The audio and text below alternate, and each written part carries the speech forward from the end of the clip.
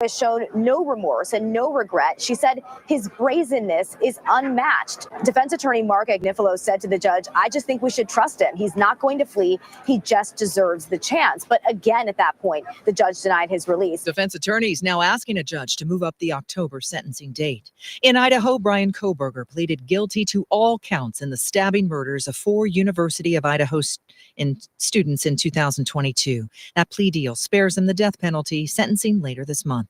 In New Jersey, emergency crews responding to reports of a plane that went down in a wooded area near Cross Keys Airport. This is ABC News. The Trump administration pausing shipments of some air defense weaponry that was supposed to go to Ukraine. It comes after President Trump signaled to Ukrainian President Zelensky on the sidelines of NATO that he would be open to sending more anti-aircraft systems. Ukraine could be moving to an agreement where they buy their military from the U.S. More from ABC's James Longman. Donald Trump has got what he wants. He's got the Europeans to step up, and he is pulling back help. But if it's moving to this kind of commercial basis for help for Ukraine, I don't think that would worry the Ukrainians necessarily, but I think it probably does send another message to Vladimir Putin that American help for Ukraine is perhaps in the balance. 4th of July travel ramping up. More than 72 million Americans are projected to drive and fly this holiday period. According to AAA, that is a new record, even surpassing pre-pandemic travel. Michelle Franzen, ABC News. Find what you love what you find. A Total Wine and More. There's so much waiting for you. Spirits and beer, thousands of wines. Guys in the know and prices so low, it just might blow your mind. You're gonna find what you love and love what you find. With curbside pickup and delivery available, you'll always find what you love, only at Total Wine and More. Drink responsibly, B21. At Straight Talk, we are all about no-brainers. Calling grandma for her recipe, no-brainer. Streaming one more episode at 2 a.m., big no-brainer. Getting real unlimited data where you buy bananas, the ultimate no-brainer. Switch now and get a free Samsung Galaxy A16 5G or Moto G Power 5G 2025 with select plans. Straight Talk, real unlimited data. Available at Walmart and straighttalk.com. Offer valid through 7/20/25. Taxes and fees apply. Requires in-store activation of single line gold unlimited plan or higher. For network management practices, visit straighttalk.com/terms. Copyright 2025 Verizon. The views and opinions of the following show do not reflect those of WSMN, its owners, and/or associates. Welcome to the Common Sense Conservatives, a political discussion group about current events and other government-related matters every Wednesday evening from 7 to 8 p.m. Right here on WSMN 1590 AM, WSMN 95.3 FM, and streaming live on wsmn.live. Making sense of the inverted reality we are subject to every day. The Common Sense Conservatives are here to help bring you back to reality. Now, your hosts, Chris Wyatt, Todd McKinley, and John Grosvenor. Good evening, folks, and welcome back once again to your weekly dose, your immunization against fake news, hyperbole, propaganda, and, well, the Biden regime's gone, so we'll have to focus on Keir Starmer, I guess, in the UK. But your weekly immunization against all the nonsense. My co-host in East Tennessee, the volunteer state, Sergeant First Class retired, Todd McKinley. Todd, how's it going? Good, Colonel. How are you this weekend or this week? It seems like it's been just yesterday we had a show. It's one after the other, baby. Once a week's not enough. I don't know. Well, it does seem to come up very quickly, but we're just getting ready for Independence Day, and not that Will Smith movie. It's just a matter of hours away. Yeah, which was running on marathon last weekend for sure. The 249th anniversary of our nation's independence. John Grosvenor in the studio in Nashua, New Hampshire. John, we're there next year, 250. President Trump will preside over the 250th anniversary of our independence, the Olympics in Los Angeles, the Women's Rugby World Cup in America, the FIFA World Cup in America. Boy, I tell you, it's win, win, win all the time for the Trumpster, John. So, yeah, happy independence, everybody. Today actually is a notable day. Today is July 2nd. And, Chris, I'm sure you know today was the day that our framers decided to adopt the Lee Resolution, in which case to apply for independence from Britain was July 2nd. In fact, John Adams thought that was going to be our national holiday. It was July 2nd and protested to go to July 4th events and future events of that time. So, what was it? Signed August. I think our Declaration of Independence was signed August 2nd. before being shipped out. So a little bit of brief history. Chris looked like he's questioning what I'm saying here, though. But No, I was just trying to figure out where you're going with this. I just wanted to announce this. I mean, it is Independence Day weekend coming up, so it is. Now, are you talking about? Are you and, talking about resolution by Light Horse Harry Lee? Yes. Yeah, Harry Lee. Yep. That's the guy, Light Horse Harry Lee, Revolutionary War hero among many. Yeah. We had awesome forefathers, man. These guys had goonies.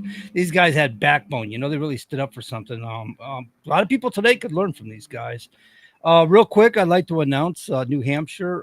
Speaking of independence, you remember back a while ago, I was talking about getting rid of the state automotive inspections, automobile inspections. They were mandatory, and the Senate slipped that into a budget bill as a rider, and it had passed and got signed last Friday by Kelly Ayotte. I'm sure everybody in New Hampshire knows that by now, but I just wanted to make the announcement in case some people may have missed it. I doubt they have, though, because it's pretty awesome. It made a lot of news, and I'm excited about it because I think that type of regulation is just ridiculous. We're adults. We know what our car needs attention, and we give it the attention it needs. We don't need a state interfere in our lives in that regard and cost us money and get people fleeced at garages. Not that all of them do that.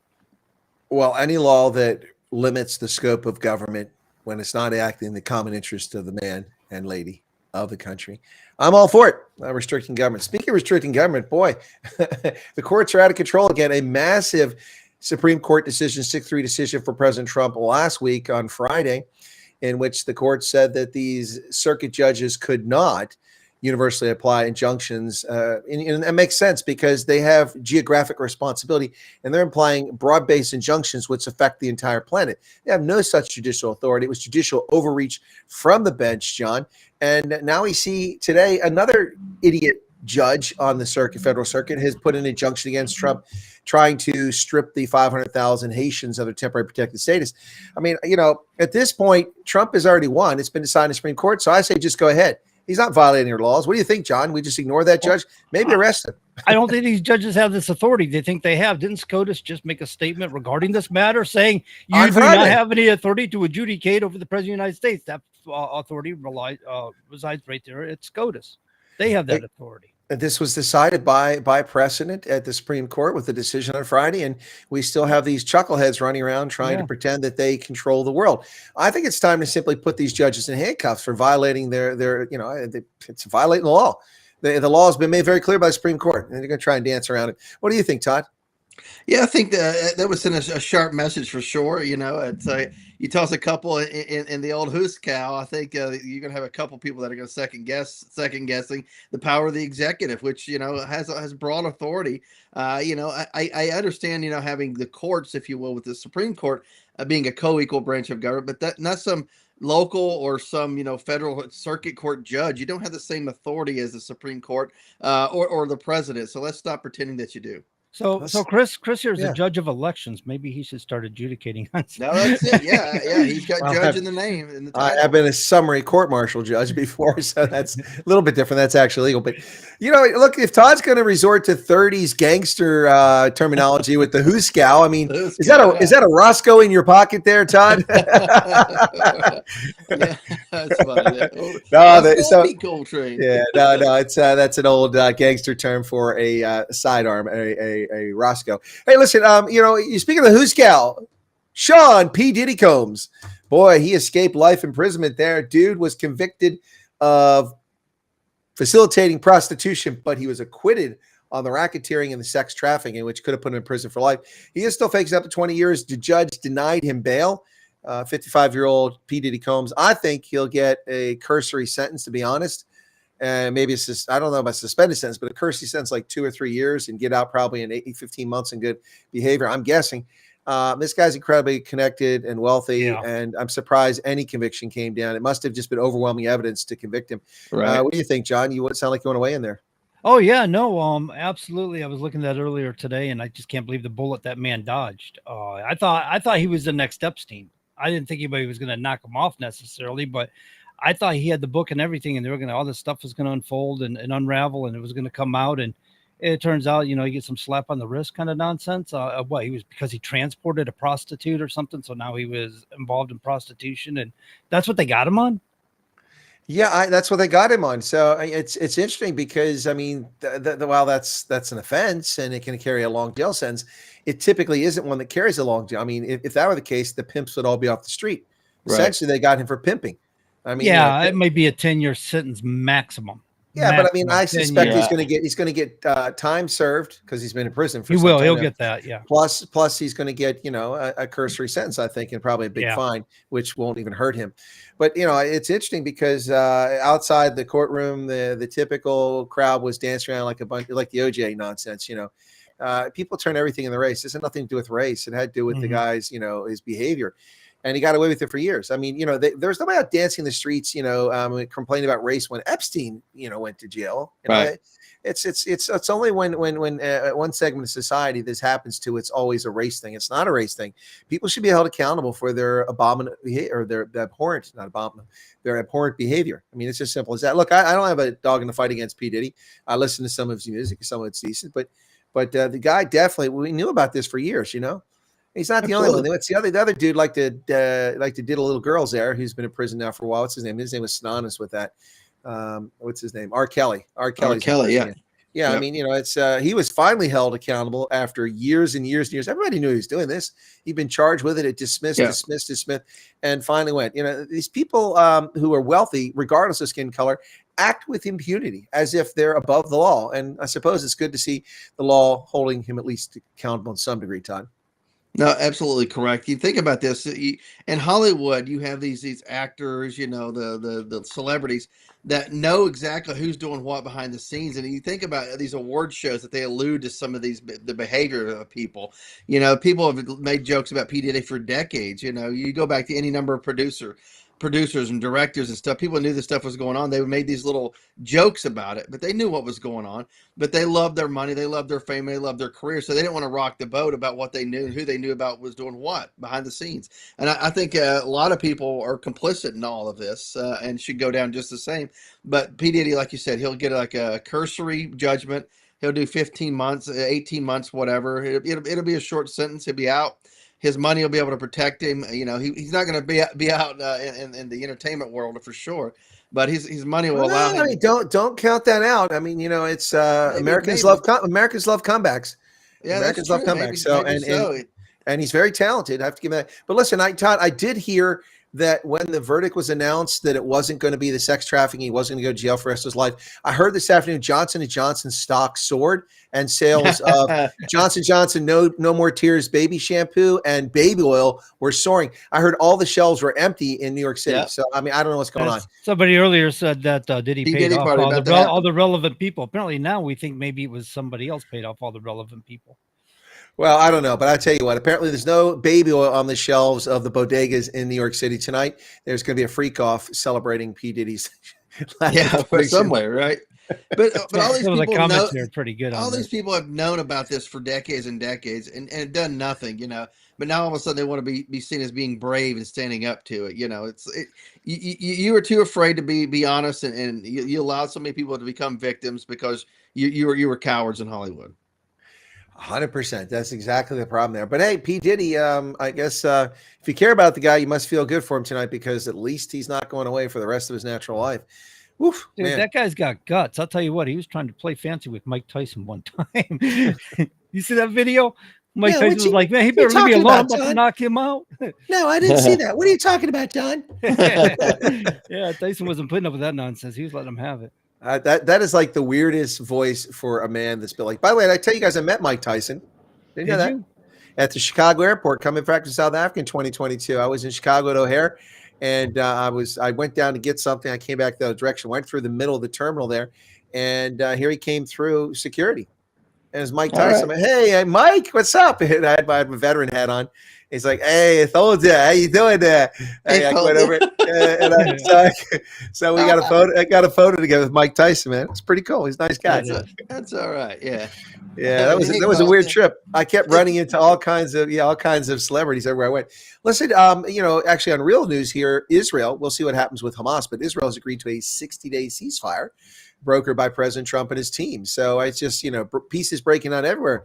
Trumpster got Iran and Israel to peace. Now he's, I guess next up maybe will be Ukraine. But, those demonic crap weasels there, Volodymyr Zelensky and Vladimir Putin and the European Union just can't kill enough Ukrainians and Russians to satisfy their egos. I mean, where's he getting his money? Is he getting it from European countries? We're not giving him any more money, are we? I don't think so. I hope not. Who knows? Thank But God. no, it's definitely coming from the Europeans. But it's definitely not coming from the sale of tchotchkes. I'm not buying, Ukrainian nesting dolls. That's for sure. Right? No, tchotchkes. I love it. Yeah. So no, but a 60-day ceasefire. I mean, what do you think about that, Todd? I mean, just 10 days ago, Trump is leading us into World War III. He's a warmonger. And Alex Jones and Candace Owens and all these Tucker Carlson, all these people started dumping on Trump and and then next thing you know, peace breaks out. And suddenly they're all back in the Trump camp. Oh, and Marjorie Taylor Greene, I forgot to mention her too. Isn't that funny, Todd? Yeah, all these people that love the coattails that the Trump gave them, love the resurgence of fame that some of them needed. They didn't mind the coattails then, but all of a sudden, whenever it comes to turn on him, hey, they're the first ones with the daggers out. We knew that was going to happen. So with some of them. Well, you guys realize it is the Mideast, so a 60-day peace treaty may turn into a 60-second peace treaty. You never know, and then they can just turn on Trump again. You know how that goes. Yeah, I think this is going to last a good portion of time, whether it's 60 days or whether it's a continuous peace after that. We'll see, but I think it's going to last. Haven't we had problems in the past where people have made peace treaties with Israel, then a opposing faction starts attacking Israel and kicks it all off again, and suddenly the peace treaty is off the table, and it wasn't the people, it wasn't Hamas, it was, I don't remember if last time it was Hamas who made it, but another group, I don't remember who, went behind him and started attacking Israel and just kind of blew the whole thing out of the water. Okay, yeah, but I think this has got a good chance of lasting for some time. We'll see. I mean, but the ball is in Hamas's court. I mean, they're going to have to come to the table, and I don't think they want peace. I think the biggest thing in this is we just handed Iran their hat, and they were funding all these people so much, and now they're like this going, well, we got no nuclear power left. We got to put our money towards nuclear power. So maybe we just defunded all these terrorist organizations over there in the Mideast. I don't know. Yeah, guys, I don't think Hamas, they don't care. It's Stone Age. They don't care. It's these people that lead these countries don't care about the people that live in them. They don't care about their own citizens, their own people. They just use people. But that's the history of humanity. I mean, it's always these idiots that use religion or race or ethnicity to rally people to the standard and then go slaughter people in the name of whatever, I mean, so many human communities have been completely wiped out over the past 1,000 years in Europe and the Middle East alone. People who the Babylonians don't exist anymore, right? The Persian Empire doesn't exist anymore. And we go to places where entire communities, like in the Greek islands, you've got the Malian dialogue. The Malians, there are no Malians. It's now part of Turkey, but the Malians were wiped out by Athens. They slaughtered them all. And the ones that weren't slaughtered were sold as slaves into Anatolia, which is modern Turkey. So an entire community of people completely gone. And this has happened for millennia. It's pretty scary. There are people who've always used political power for their own self-aggrandizement. And that's what it's all about. It's really sad to see that, but I don't think Hamas wants peace. I don't think it's going to happen. Not going to happen. So no, they want Palestine back. They want all of it. They want Israel out. They don't care if they eradicate them in their lives or what they do. They just want them out of the region, and they want the land. There's one problem with that. There's no such place as Palestine. That's right. What do you mean? It's been called Palestine even when the Ottoman Empire was had control of it. It was still Palestine, wasn't it?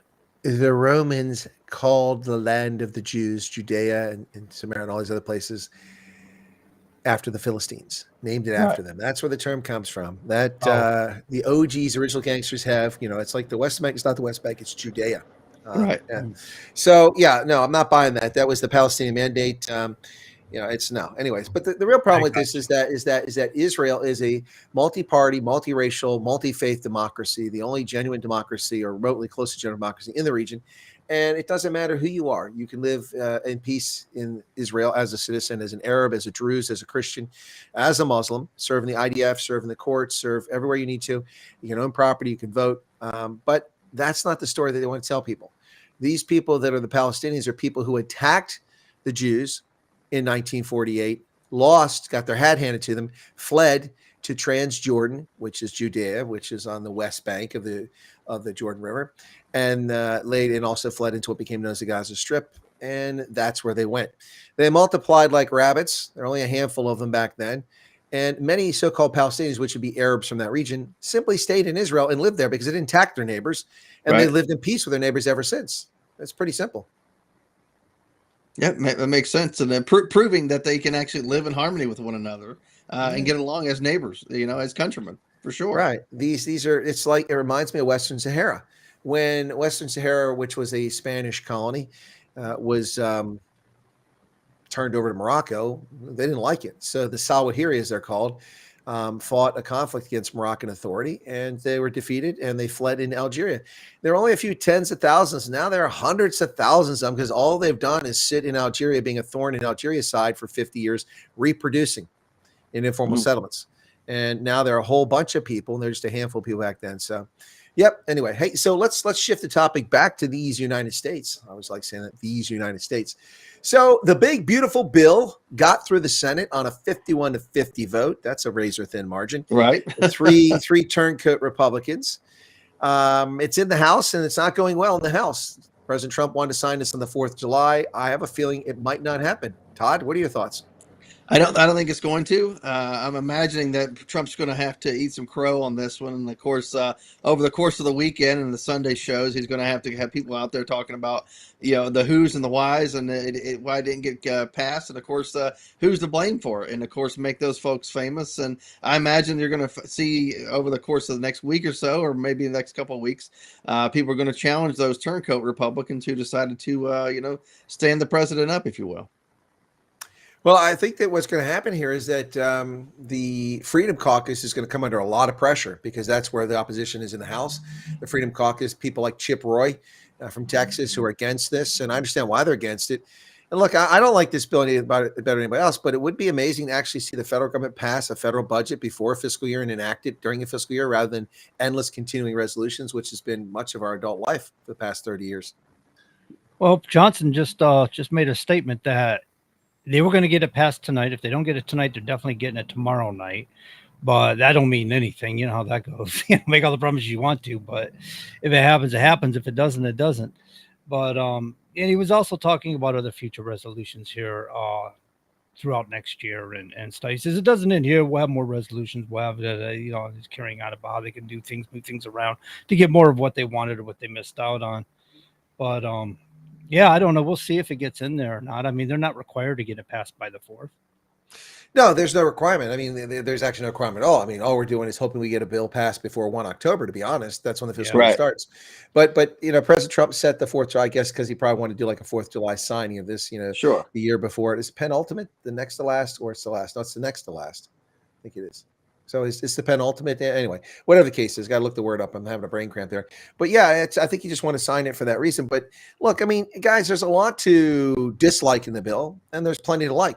Without a spending bill, without a budget that continues the tax cuts in the Trump administration, first time, we're going to see like a 68% personal income tax increase. That will break this country.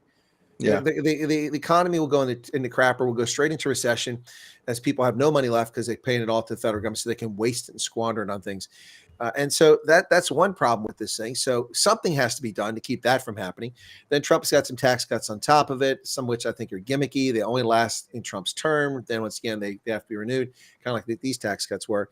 But the 68 thing, or the previous tax cuts, that's supposed to be permanent based on this. But there's a lot to dislike. There's a huge extension of the debt limit, I think another like $5 trillion or something like that, which is insane. But here's the thing: unless Social Security, Medicare, and Medicaid see significant cuts or means testing, they're going to have to extend the debt ceiling. They have to. They have a choice. So I guess the point is just do it all at once here, so you can get through a few years rather than doing it every year and keeping the government hostage. So I understand why they're trying to do it. I'm not thrilled with the bill, but there are plenty of things in it to like. The no tax on overtime, I think that's brilliant. That's going to drive productivity through the roof. I mean, just imagine if you could work, making $16 an hour and you're losing half that money in taxes, and then you work overtime, you're losing no money in taxes. You're going to want to work a lot of overtime. Working overtime is going to drive business for your employer. So. And then no taxes on tips. That's going to be huge for lower income people and people working in the service industry. So I think there's a lot to like here, but there's also things that came with restrictions. So no tax on tips came with what was it, $12,000? So if you make $50,000 throughout the year, you report the $12,000 you got in tips, and you don't have to pay taxes on that $12,000. If you got $14,000 and $2,000 of it, you're going to have to pay taxes on. So it kind of came 50-50. You know what I mean? We were told no tax on tips turned into, well, with a cap. So let's just put this in perspective. The way it used to be is you didn't report that, and then you voluntarily reported. Then they looked at what your wages were, and they used a formula to figure what your tips were. If you didn't get those tips, you still pay taxes. Yeah. Now it's going to go back to voluntary, unless I'm mistaken. So I suspect a lot of people will get 30,000 in tips and report they got 12,000. Right. Well, yeah. It depends. You know, waiters and stuff now, especially with POS systems and things like that. Everything's on credit card, so it all gets reported anyway. Unless you're kind enough patron to go in there and say, "I'll always pay cash for tips." You know, right? And you should treat your waiter better than that. I would. So what you're saying is you should facilitate tax fraud, John. Is that what you're saying? No, I'm saying no. you should pay tax. You should, so they don't have to wait on their money, Chris, so they can get paid that night. Oh, I see. So they get the tax instead of waiting for that payment for credit card company. I would never facilitate a crime. What you as an individual do with the cash I give you is up to you. It's your obligation to report it, not mine. All right. Okay. I'll accept that. But the law says you should, and we'll do air quotes, report it. So therefore, that's the story of the day, right? Should report I it. think you're right. But so tonight, as we're speaking here, we have a new assessment from the Pentagon saying that the U.S. strike on those Fordoor and the other two sites delayed Iran's nuclear program by as much as 2 years. This is in direct discord with what the International Atomic Energy Agency said, which said just a few months. I think that the truth lies somewhere between and closer to the Pentagon's assessment. John, any thoughts on that? Sorry, I was muting myself out and trying to figure out what the noise was behind. Todd, any thoughts on that? And give him a chance to catch up. Well, here's what I want to talk about, you know, on the Talking Heads panel right today. You know, John wants to mute people out. I don't understand. Who are you muting out today, John? Is it myself? Me? I had background noise. This guy down below me here making all this noise with his weird music, whatever he was playing. Right. It definitely wasn't listening to WSMN, I can tell you that. 1590 AM, 95.3 FM, right? That's right. wsmn.live if you're listening at home. So yeah, I don't know what he was listening to, but how disappointing. I mean, not listen to WSMN. Somebody's got to correct that guy. Well, you've just saved me the bottom of the hour station identification. Thank you for that, John. I don't think it was your intent, but now I don't have to do it. It sure did work out well, though, didn't it? It sure worked out well. So, Todd, back to you. The Pentagon assessment says that they've delayed Iran's nuclear program by up to 2 years. The International Atomic Energy Agency says, no, it's more like a few months. I think it's somewhere not in the middle, closer to the Pentagon assessment. What are your thoughts? Yeah, I would say the Pentagon's probably closer to being correct, whether it's 2 years, 1 year, it's probably around that. And of course, I think we can continue to monitor it. If we need to do something, you know, in the near future, by all means, we're going to do it again, just to show that the first time wasn't a fluke. And like, listen, you're not going to get a nuclear weapon. Let's be done with that. Move on. Hopefully it'll spark Iranian regime change, which is going to have to come from the Iranian people anyway. Well, wouldn't that be nice? But we don't see that coming anytime soon. And it's official, ladies and gentlemen. If you're tuning in tonight, the United States Agency for International Development started in 1961 by John Fitzgerald Kennedy Jr., son of a bootlegger and former ambassador and former naval officer and president of the United States, assassinated in office in 1963. Founded the United States Agency for International Development, which now is gone. As of today, it no longer exists. 10,000 employees no longer employed at USAID. Tens of billions of dollars of aid programs that it ran either canceled or transferred to the State Department. This is a bellwether change in how the U.S. will be doing aid in the future. And it looks like we're shifting from aid for the most part and trying to force the concept of trade. A lot of people belly aching about this and all over the world, both sides of the Atlantic. Todd, have you followed this story at all? Well, I'm happy to see that that organization is folded and done away with. And, you know, any foreign aid program should be handled by the State Department and done so on a very particular, you know, a set of basis, if you will, you know, like what's the need When do we end? What's the dollar cap amount? And of course, who has line item veto? Is it the secretary? Is it the president? Who controls the money?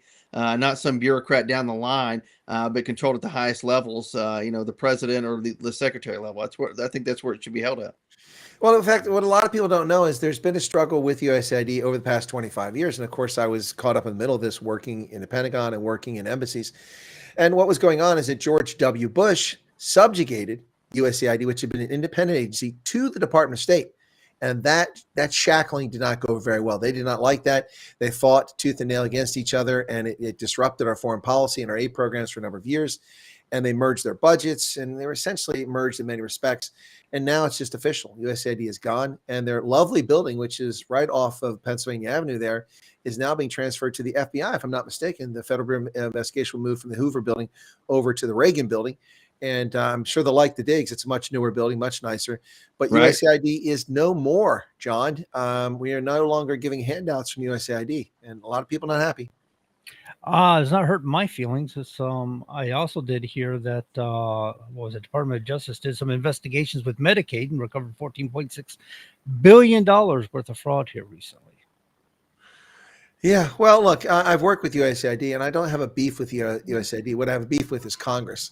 Congress creates Right. all these programs, and then they force federal agencies to implement them. But I definitely get the point that Todd was saying, that foreign aid should be something that belongs to the State Department, which is our agency responsible for foreign assistance and foreign cooperation, Right. not an independent agency. Why did Kennedy ever make an independent agency? Probably because the State Department was run by a bunch of old white guys from Ivy League back when he was the president. And it's still run by a bunch of people from the Ivy League, but they're not all old white guys now. Right. Yeah. Well, there are a lot of ideologues now versus a bunch of old white guys these days, right? Exactly. That's got the it. difference. For that to have been created, I think it would have taken an act of Congress, would it not? I'm trying to remember if he needed Congress to authorize it. Congress They is had to terrible pay for about it. this because they always want to delegate their powers to somebody else, Sure. a regulatory agency, and everything goes to they don't get anything done, and they turn around and abuses start coming from these things. Yep. You just open up a big ball of problems here constantly. I'm sitting there looking at a congressional committee from a hearing they had in 2010 on drug cartels controlling our officials in government. In 2015 years ago, they had this hearing. What come of it? Whatever come of it? We still got all these problems going on here at our border. We got all these problems going on with drug cartels infiltrating our forms of government or government officials. That nothing ever comes from these hearings. They just data collect out of them. They get information out of them, but they never turn anything. That no fruition comes out of it. Yeah, well, that's all true. But on the USAID thing, I don't want to let go of the story quite yet because it's a big deal, which a lot of people don't realize. This is how we're seen by a lot of people around the world. But what I have to say is that the intent was to help the world, and part of what we were hoping to get at it was goodwill and access and influence. And we don't get goodwill and access and influence in many Right. places. We get abused and mistreated. And USAID has turned some people into perpetual beggars, and especially in places like Africa, countries that are perpetually begging and coming back. For instance, the President's Emergency Program for AIDS Relief, PEPFAR, created by George W. Bush in 2003, was a 5-year program initially intended to spend $3 billion per year for 5 years, $15 billion, spending $1 billion on prevention, $1 billion on care, and $1 billion on abstinence. And that's what's supposed to happen. That turned into $43 billion of expenditures over that 5-year period, not $15 billion, because Congress loved it and poured money in the program. We allowed the world to become dependent on suckling on the U.S. taxpayers' teat. And that 5-year program has lasted 22 years. 22 years. Only a handful of countries have actually taken advantage of that in an effective manner, like Botswana. When Botswana began participating in the PEPFAR program, 38% of the adults in the country were HIV positive. You want to talk about a pandemic. That's frightening. 38. So you had almost a 1 in 2 chance of being in bed with someone who is infected with HIV. It's crazy. Well, that figures down to around 12 to 14% of Botswana now. they have made good use. They've also taken responsibility for the program and have picked up nearly all the costs over those 22 years. Whereas South Africa continues to rely on America. Now we've canceled it. We're the evil people because we canceled the program. When the government of South Africa has taken no responsibility for this, and for first reaction when Trump suspended this aid, which had nothing to do with PEPFAR, it was suspended because of South Africa's actions. When they first did, they said, "Oh, it doesn't matter. Americans, it's only 17% of the money spent on HIV." Only for the truth to come out weeks later. Number one, most of the monitoring, surveillance, tracking people with HIV and the spread of HIV and the control of HIV was done through programs funded entirely by the U.S. taxpayer. In addition to that, many of their antiretroviral programs for people who are afflicted with HIV and have low CD4 counts was funded by the American taxpayer. And so many tens of thousands, if not hundreds of thousands of people can no longer get access to the life-saving medication because we've canceled this program because of the behavior of the South Africa's president. And research into treatments and care have been virtually suspended. Almost every single program of note in South Africa at their universities and research centers is funded entirely by the U.S.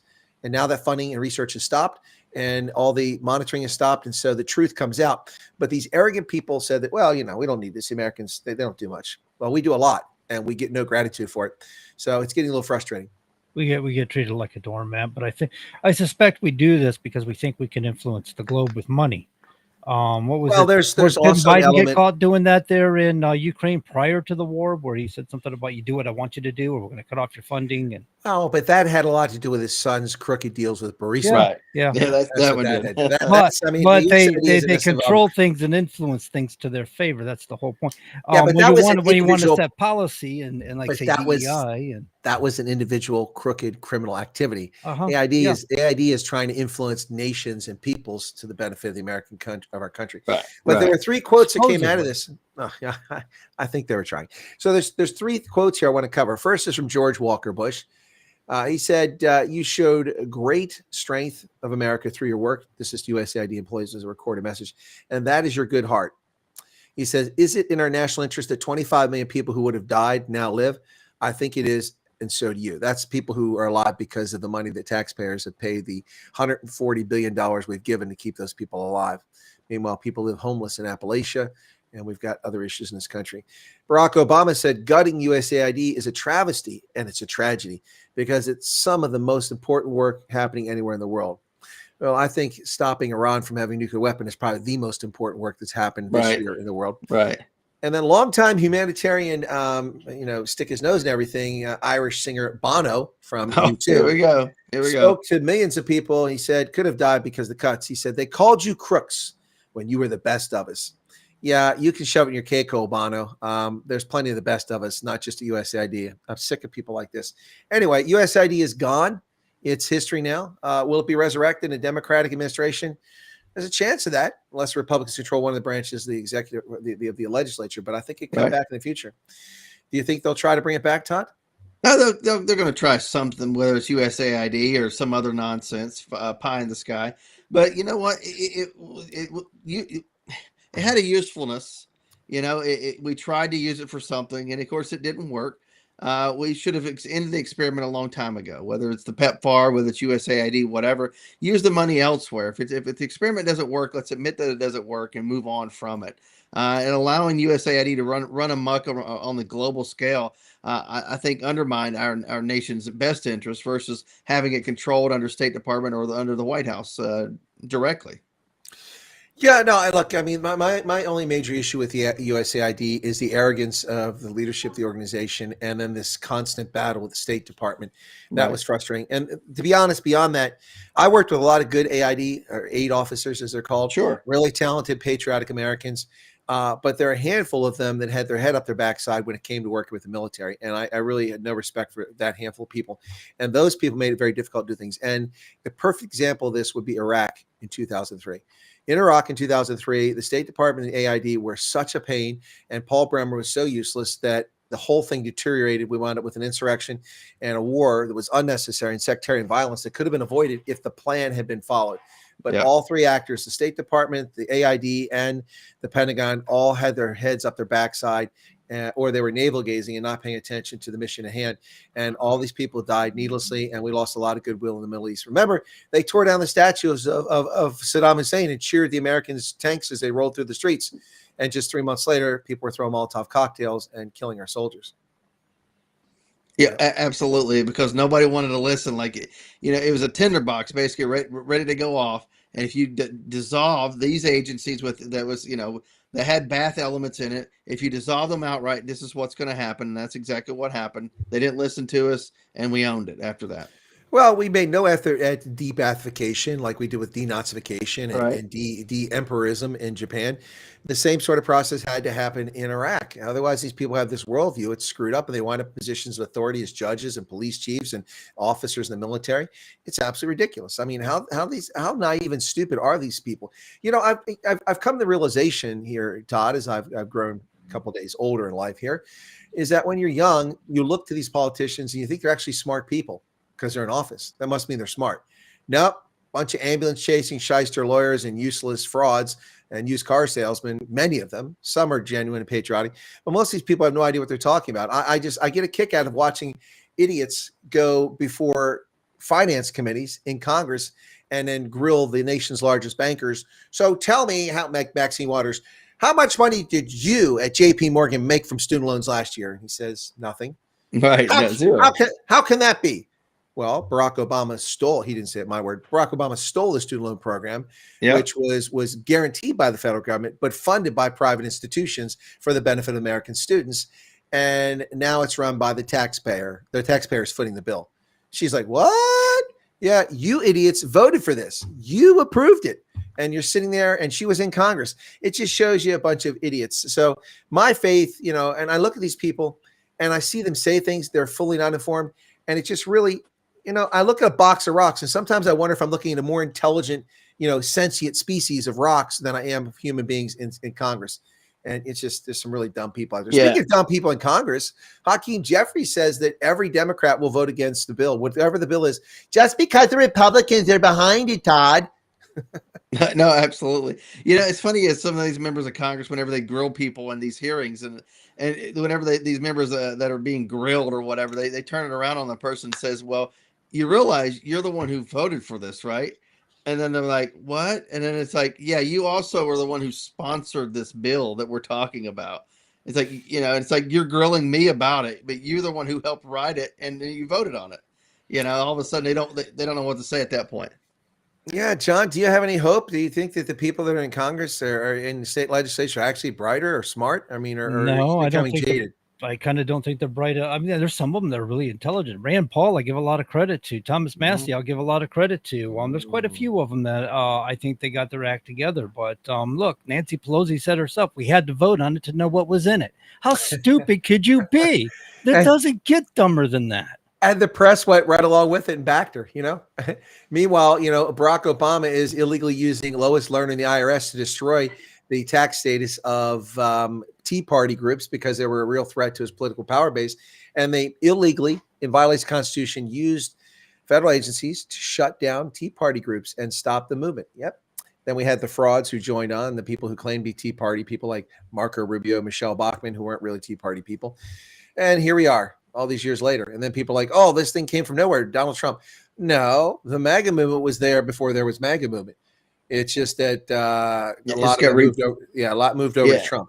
It got repackaged, and of course it got a remissioned, if you will. It's like, hey, we have a mission now. This is the mandate. Let's move forward with this versus what you were doing beforehand, which was really nothing. You got co-opted by the establishment. You sold yourselves out. And it's like, hey, you don't have to do that. Let's rebrand ourselves and repurpose it under this new thing called MAGA. Yeah. So someone in the chat, one of the chats, I think it's one of my viewers from South Africa said, so about talking about John, and he said they're saying that John has the best studio of the three of us. So let me let you guys in a little secret here.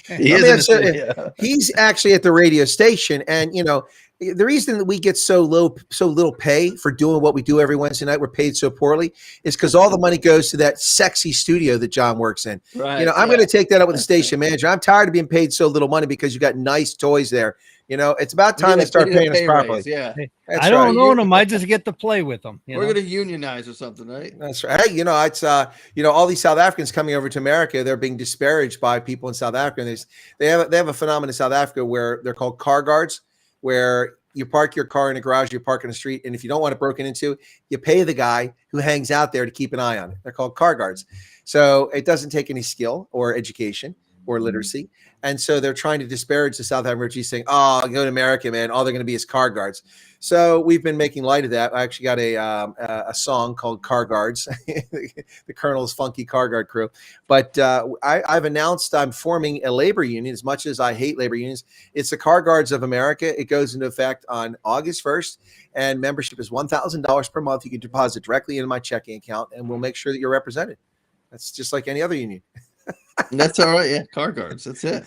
You mean unlike the teachers union, you won't be flying around the country and jet planes and promoting DEI and all this other nonsense. You'll actually be doing something. Yeah. Well, hey, listen.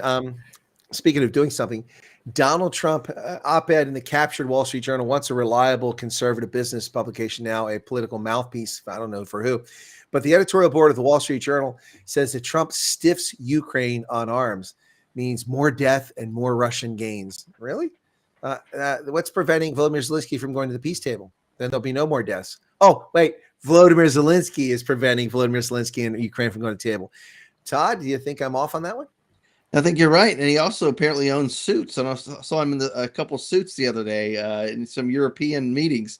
So you can go to the White House with no suit on, but you can go to these European meetings with suits on. It's a little... Well, disrespectful there. Well, speaking of disrespect, I'm sure he feels a little bit disrespected. I feels like Rodney Dangerfield. Hey, I get no respect here, because he's not getting Patriot missile defense batteries. He's not getting Hellfire missiles or 8,500 artillery rounds and some other ammunition. So shame. But they've been cleaning out our cupboard, man. We're almost empty. We're almost defenseless here in America because, meanwhile, the Chinese are on the prowl and the Iranians are trying to launch nuclear weapons. And here we are defenseless because we're giving all our ammunition and weapons to Ukraine. That's not a good situation. And that was Biden. Shipping that over. Yeah, that's true. But I mean, the shipments continued until recently. They were still, because they were already committed to. So we've been cleaning our stuff out. So these are things Trump says we're not going to deliver now. And people are losing their mind. And I'm like, yeah, you should lose your mind in a good way. This is good news. Yeah, you don't want exactly leave yourself vulnerable to announce to the world, hey, guys, we're unarmed. Exactly. It's kind of ridiculousness. We'd fire some patriots to defend ourselves, but we're all fresh out. We use them all in Ukraine. Well, the Army Secretary has fired his entire corps of civilian advisors, volunteer civilian advisors that advise the Army Secretary. 115 members of the civilian aides to the Secretary of the Army program, CASA program, they have all been sacked. Moving forward, the civilian aid program will focus on leveraging civilian enterprise and strategic communications, advanced technology, innovation, and digital transformation to advise the Army as we build a force capable of dominating the future fight, said Driscoll. That's Dan Driscoll, the Army Secretary. Yeah, well, there you go, guys. That's a big deal. That's a really big deal. That's a voluntary thing, but it's very prestigious to be on that Army Advisory Board. I don't think most people even heard of that before, Todd. Mm-hmm. Right. Yeah. There's so many advisory panels like that you don't know about, Homeland Security, any number of, the drug control programs, et cetera. There's advisory panels that are on there.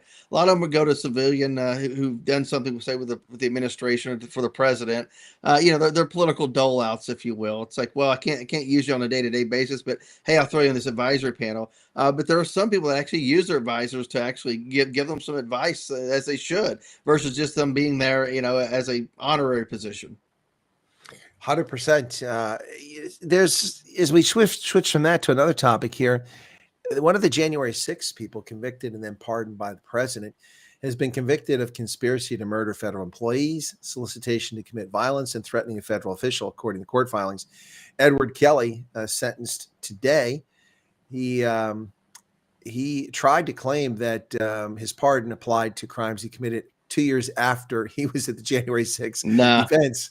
And the judge is like, no. As 2 years later, you're talking about killing people. No, your pardon wasn't for that. It was time framed on January 6th. So did you hear about this one? So he's going to get a life sentence on one count, plus 20 years and 10 years and two other counts, all running concurrently. So life in prison. He's also ordered to pay a $300 special assessment. I have no idea what that is. Yeah, but people like that try to say, it's all part of it, just to be able to slide out of something. I'm sorry, you're a criminal. you're an opportunist, you know, and the fact that you were pardoned for January 6th, you know, just it undermines the people who were there just innocently, that were, you know, caught up in the melee, if you will, were doing nothing wrong. You undermine that because you were there to do something horrible and to commit a crime. So yeah, undermines that. Well, this guy is from Knoxville, by the way.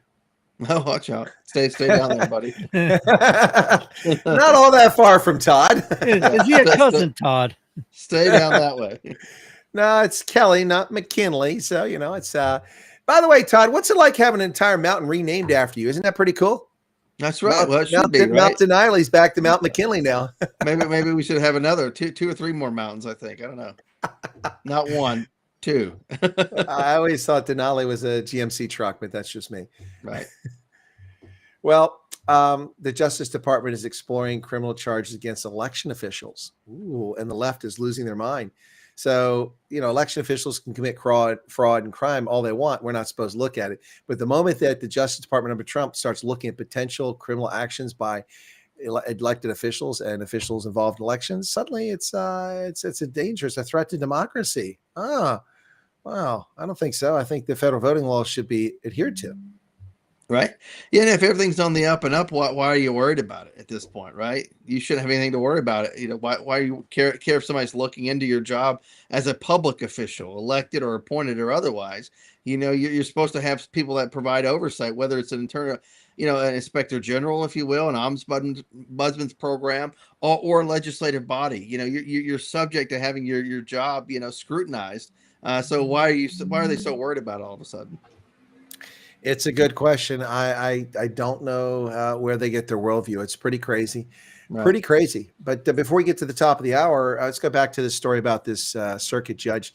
That is U.S. District Judge Randolph Moss found that the Trump administration had overstepped its authority and bypassed immigration law in stripping over 500,000 Haitians of their temporary protected status.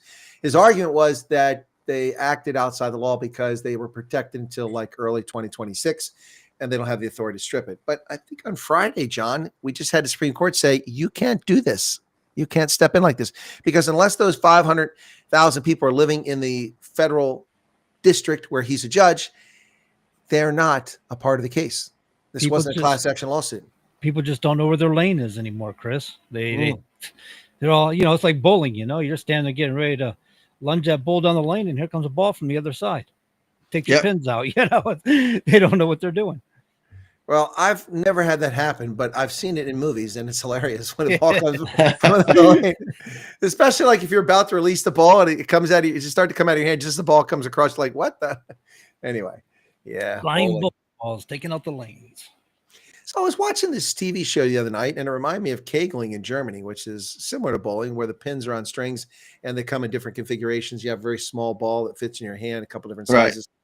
I was watching that. Do we have that in America? Because this was a program based on events supposedly in California, and the family was at a bowling alley on these little bowling balls. Do we have kegling here? I didn't know that. We have a little 10 pin bowling. Okay, that's what it's 10-pin bowling must be. Yeah, right. Yeah. I didn't know that. I've never seen that before. Is the same thing as candlestick or whatever they call it? Candlestick bowling. Yeah, same thing. Yeah, it's a little tiny, and it just you knock them down, and the string picks them up, and it sets them right back down. Yeah, it's kind of wild. It is. It's very, you know, I mean, I remember when I was in Germany the first time in the early 1980s, a friend, her parents had some money. He owned a construction company, and went over to the house one Friday with some friends, and they had a kegling alley in their house. So we were bowling in their house. That was pretty cool. That's pretty sweet. Yeah. I like slightly bigger than the what is shuffleboard, slightly or the what's it, the one you get at the pizza shop when you try to get in the hole, whatever. It's slightly a bit bigger than that. That's what it is. Yeah. The pizza shop. What are you talking about? You know, you go to like play those games where you had the different rings, if you will. You try to get the ball in it, the hole, different. I don't remember what it's called. Skee ball, whatever. Skee ball. Thank you. Yeah. It's slightly larger than that. You know, a little longer, a little wider, if you will. Yeah, this than skee ball. Yeah. You find them in arcades, Chris. They're little lanes with the boards. Yeah. I know what skee ball is. Where does Todd live in 1976? Come on now. I haven't seen skee ball in years, man. I love skee ball. It's still Chuck E. there. Cheese. Come on spitting now. spitting out all those tickets, man. You know, Oh yeah. rolling that ball up and hitting that 50 or that 80 right in the center. I was Yep, really good Chuck at E. that. Cheese. Come on. Yeah, and I was good where you could like, roll it up and bounce it off the sideboard, and then it goes straight up to the middle or the straight shot. I was pretty good at that. Skee ball, going to places like Coney Island, places like that. Yeah, fairs, love that. Yeah, skee ball. But I mean, come on, Todd, that's like 1976, man. Come on, don't give away your age. He was born in like 1976. I know. I'm just kidding.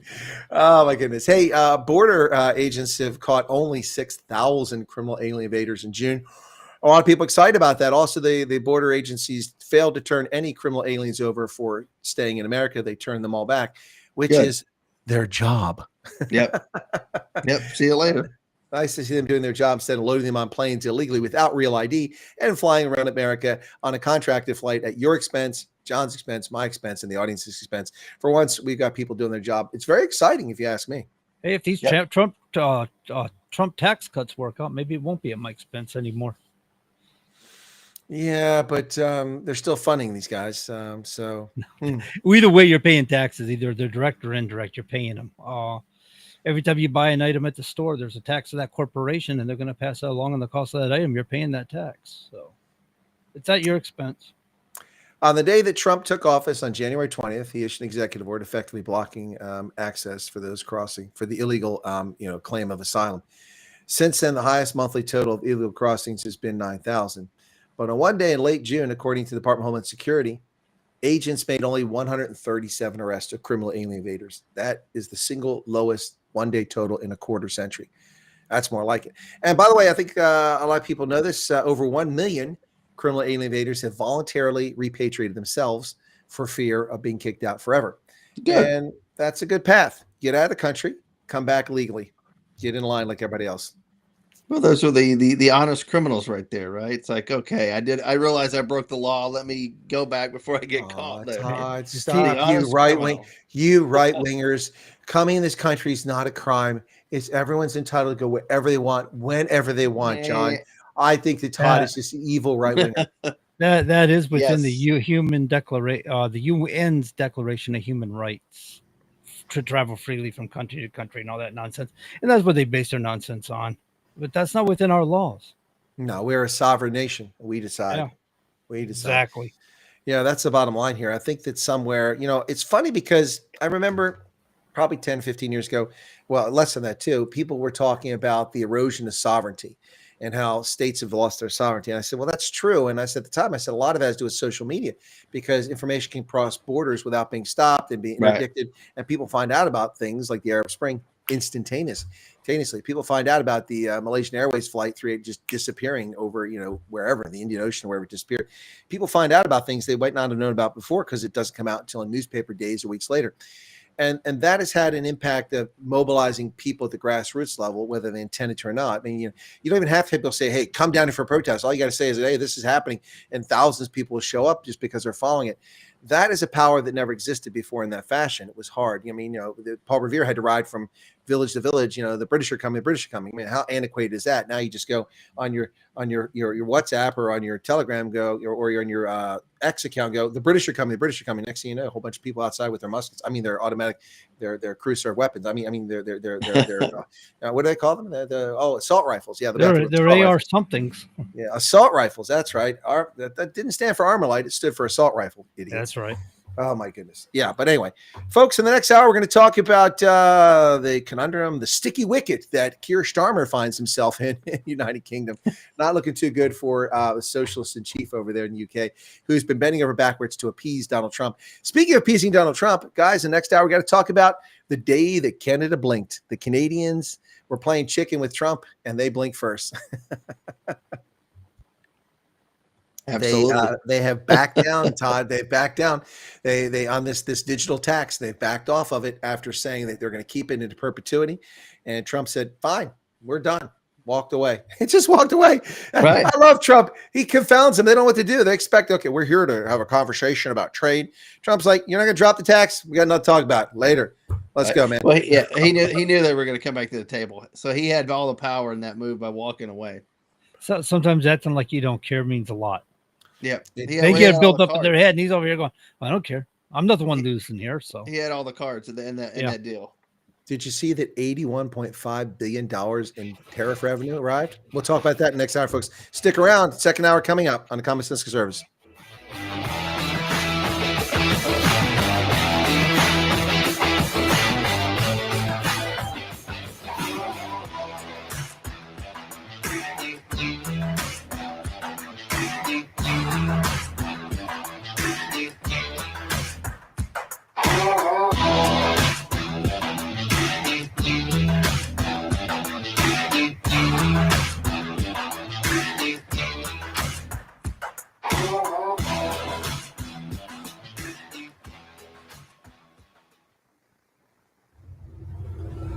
WSMN 1590, WSMN 95.3 FM Nashua. Listen, watch, and stream at wsmn.live. ABC News, I'm Dave Packer. A judge has denied bail for Sean Combs. This after the jury reached a split verdict earlier today, finding Combs guilty of 2 counts of transportation to engage in prostitution, but not guilty of racketeering, conspiracy, and 2 counts of sex trafficking by force, fraud, or coercion. Defense attorney Mark Agnifilo. You saw that the Southern District of New York prosecutors came at him with all that they had. They're not stopping, but one thing stands between all of us and a prison, and that is a jury of 12 citizens. Bryan Kohberger today pleading guilty to fatally stabbing 4 students at an off-campus house in Moscow, Idaho, in November 2022. House Republicans working behind the scenes to secure enough votes to pass President Trump's massive tax cuts and spending package. A mall shooting in Savannah, Georgia. The mayor says 3 people were shot with non-life-threatening injuries, and police say there's no active threat. This is ABC News. Layoffs are hitting Microsoft. The tech giant is cutting its workforce by about 4%, or up to 9,000 employees across the organization. Some financial relief for Waffle House patrons. A temporary price hike on eggs is ending. It was added back in February when those egg prices were cracking new highs because of the bird flu outbreak. But since then, prices have moderated, although they're still about 40% higher than last year at this time. ABC's Andrew Dimbert. The Trump administration is asking the Supreme Court to remove 3 Democratic members of the Consumer Product Safety Commission who were fired by President Trump and then reinstated by a federal judge.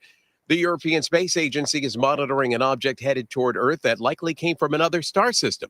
The object, called A11PL3Z, is a rocky asteroid or icy comet and is right now near Jupiter. Astronomers think it's interstellar, based on its odd path and extreme speed. Dave Packer, ABC News. Now there's a new way to take charge of your blood sugar. Introducing new Garlic Healthy Blood Sugar Formula from the makers of the nation's best-selling garlic supplement. New Garlic helps maintain healthy blood sugar levels with clinically supported levels of garlic, plus a custom blend of vitamins and minerals, and it's odor-free. Take charge of your blood sugar with new Garlic Healthy Blood Sugar Formula. These statements have not been evaluated by the FDA. This product is not intended to diagnose, treat, cure, or prevent any disease. Use as directed. At Straight Talk, we are all about no-brainers. Calling grandma for her recipe, no-brainer. Streaming one more episode at 2 a.m., big no-brainer. Getting real unlimited data where you buy bananas, the ultimate no-brainer. Switch now and get a free Samsung Galaxy A16 5G or Moto G Power 5G 2025 with select plans. Straight Talk, real unlimited data. Available at Walmart and straighttalk.com. Offer valid through 7/2025. Taxes and fees apply. Requires in-store activation of single line gold unlimited plan or higher. For network management practices, visit straighttalk.com/terms. Copyright 2025 Verizon. Continuing the legacy started in 1904, Roger Pellerin of Gate City Monument Incorporated continues to provide the same high-quality monument, custom headstone, and stoneworking craftsmanship today that they built their reputation on over 100 years ago. Servicing Nashua, New Hampshire, as well as nearby areas in Massachusetts, such as Lowell, Billerica, Chelmsford, and beyond. From creating custom monuments to memorialize, to landscaping and granite work or restorative services, each job is done to your satisfaction and is backed by decades of experience and integrity. If you're thinking about stonework, think Roger Pellerin of Gate City Monument. Visit online at gatecitymonument.com. Stop by and meet Roger at 321 West Hollis Street in Nashua, or call 603-883-7141. That's 603-883-7141. Gate City Monument, memorials of distinction for people who care. Memorials of distinction for people who care. Gate City Monuments, folks. My favorite commercial. Once again, there it is. Always a lead in to the second hour. I love it. I love it. I love it. Guys, that's pretty crazy stuff. I love that advert for some reason. Hey, Paramount, which owns CBS, has to pay Trump $16 million for altering the Kamala Harris interview just before the election. What do you think of that, Todd? Good. I love it. Because really you think about it, that's $16 million plus and free advertising that they did for making it look good. I mean, it wasn't a true news interview because you doctored it. So therefore it made it a political ad, not a true news interview, period. Exactly. And it also, it was election interference. They should have been prosecuted for election interference, actually. Yeah. So they, Trump claimed he had mental anguish. I think we all were cheated. I don't know about mental anguish, but I think we've all been defrauded by CBS, and they should have paid a much higher price than that. So, John, any thoughts on that one? I mean, Paramount, $16 million. They keep saying Trump loses all his cases when it comes to election. Well, there's one he won. Well, I guess Trump can afford to take his wife out for dinner. He doesn't get the money. Money's going to the Trump library. Oh, he can still afford to take his wife out for dinner. The man's loaded, but yeah. No, I think they got their just deserves on it. Somebody over here I didn't know this was still going on, but somebody over here is asking, can someone explain why everyone in the U.S., including President Trump, are so obsessed with egg prices? Is it a measure of something? Prices? No, I think that's trolling. No, I haven't heard the comments about egg prices since leftists played this game the first month of the Trump administration. The reason egg prices soared is because the Biden regime murdered 20,000 hens. They gave a bogus claim that there was bird flu, and they slaughtered 20 million egg layers. And so there was a shortage of eggs. That's why the price went up. It was all sabotage of the Trump administration. There was no bird flu crisis, just a bunch of scam, in my view. Anyway. Yeah, it was like COVID for birds. Is that like metalworking for dummies? Something like that. Anyway, as I was saying before we went on the break, UK's Prime Minister Keir Starmer is in a little bit of trouble here, and also his Chancellor of the Exchequer might be losing her job. Rachel Reeves crying in Parliament. She's tearing up because people are picking on her. It's so hilarious to watch this. Hey, man up there, lady. Man up. It's if you want to be the one with the big dogs, you got to man up. Sitting there crying in Parliament because people are attacking her pathetic policies. Right. Yeah. It's Prime Minister's questions. Deal with it. Grow up. Exactly, man. Watch PBS. Get a thick skin. Yep. I don't think you're going to get a thick skin there, but she'll get a thick skin in time to keep going, Heather. Yeah, I love the Speaker of the House that'll keep the backbenchers. They'll chime in on something, and we'll chastise the Speaker, if you will, or the Prime Minister, and then we'll zing them back. But then we'll tell them to keep it in order. I love it. They have such a good system. Match the decorum of this august body. Yeah, I know it's hard for someone like you from Northumberland, but and they slide them or something. But you will maintain order in the house. My question has always been, what is an Umberland if there's a Northumberland? I don't know.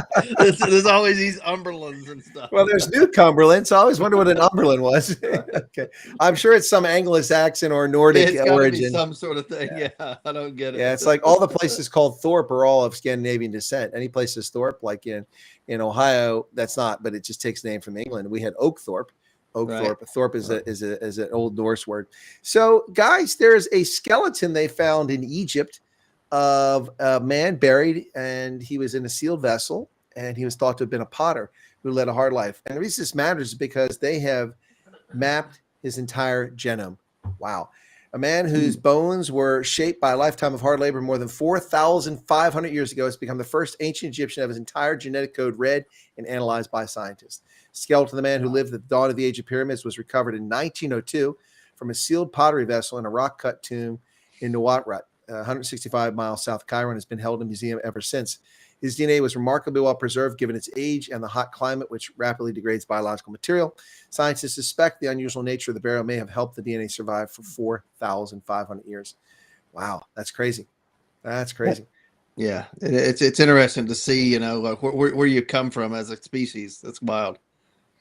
Yeah, wow, 4,500 years. That's something else. I'm impressed that they can, take the DNA. But we've seen DNA come from older stuff. It's interesting. The thing I want to see is a Jurassic Park when it take some DNA from amber from like some ancient creature. Right. How did you get all the different species? Like how did you do that? And all the dinosaurs that appeared on these Jurassic Park movies weren't on Earth at the same time with one another too. That's another thing. Well, I mean, so what? Why be historically accurate? Well, It's no, just but about that's the whole thing. It was Jurassic Park. They were recreating, regenerating these animals. I get it, but it's like some dinosaurs that didn't even appear on Earth they were millions of years apart from one another. You know, it's kind of funny. One would be extinct while the other one's not even in existence. Yeah. Right. Yeah. Kind of wild. But that eggs thing, he was seriously asking because of something to do in the break. They were talking about a Waffle House and pigs being 40% more expensive. But I guess as an explanation, because he might not be from this country, is that we had the egg shortage here in the last administration. Yeah. And so it did become a measure because the cost of eggs become so high and so rapidly that it did become a measure how well we were doing as far as our purchase power and stuff goes. And if they went up 40% more, I'm not aware as to why. Well, they went up more than 40%. Eggs went up like $2.99 a dozen, like no, he's $15. saying they went up right now about a Waffle House and egg price is still 40% more expensive. Okay, more expensive than last year. Yeah, but there's certain staples of our diet that we keep track of, that we measure our economic, strength at, and that's one of those things. Milk is another thing. So it's one of those issues. If you corn is another thing. Frozen concentrated orange juice and so forth. My grandmother that come up during the Great Depression used to always say, "What does that have to do with the prices of potatoes in Germany?" I'm like, "What does the price of potatoes in Germany have to do with anything, Grandma?" I don't know if you're familiar with that old saying. It depends on how much is the kartoffel salad you want. In a global market, it does count. It's all connected. That's right. So I love the way Donald Trump is so helpful with people. I don't know if you guys caught it this week. He traveled to the Alligator Alcatraz in Florida, and he's talking about, the possibility that illegal aliens would escape from that facility. He said, "No, we're going to help them out.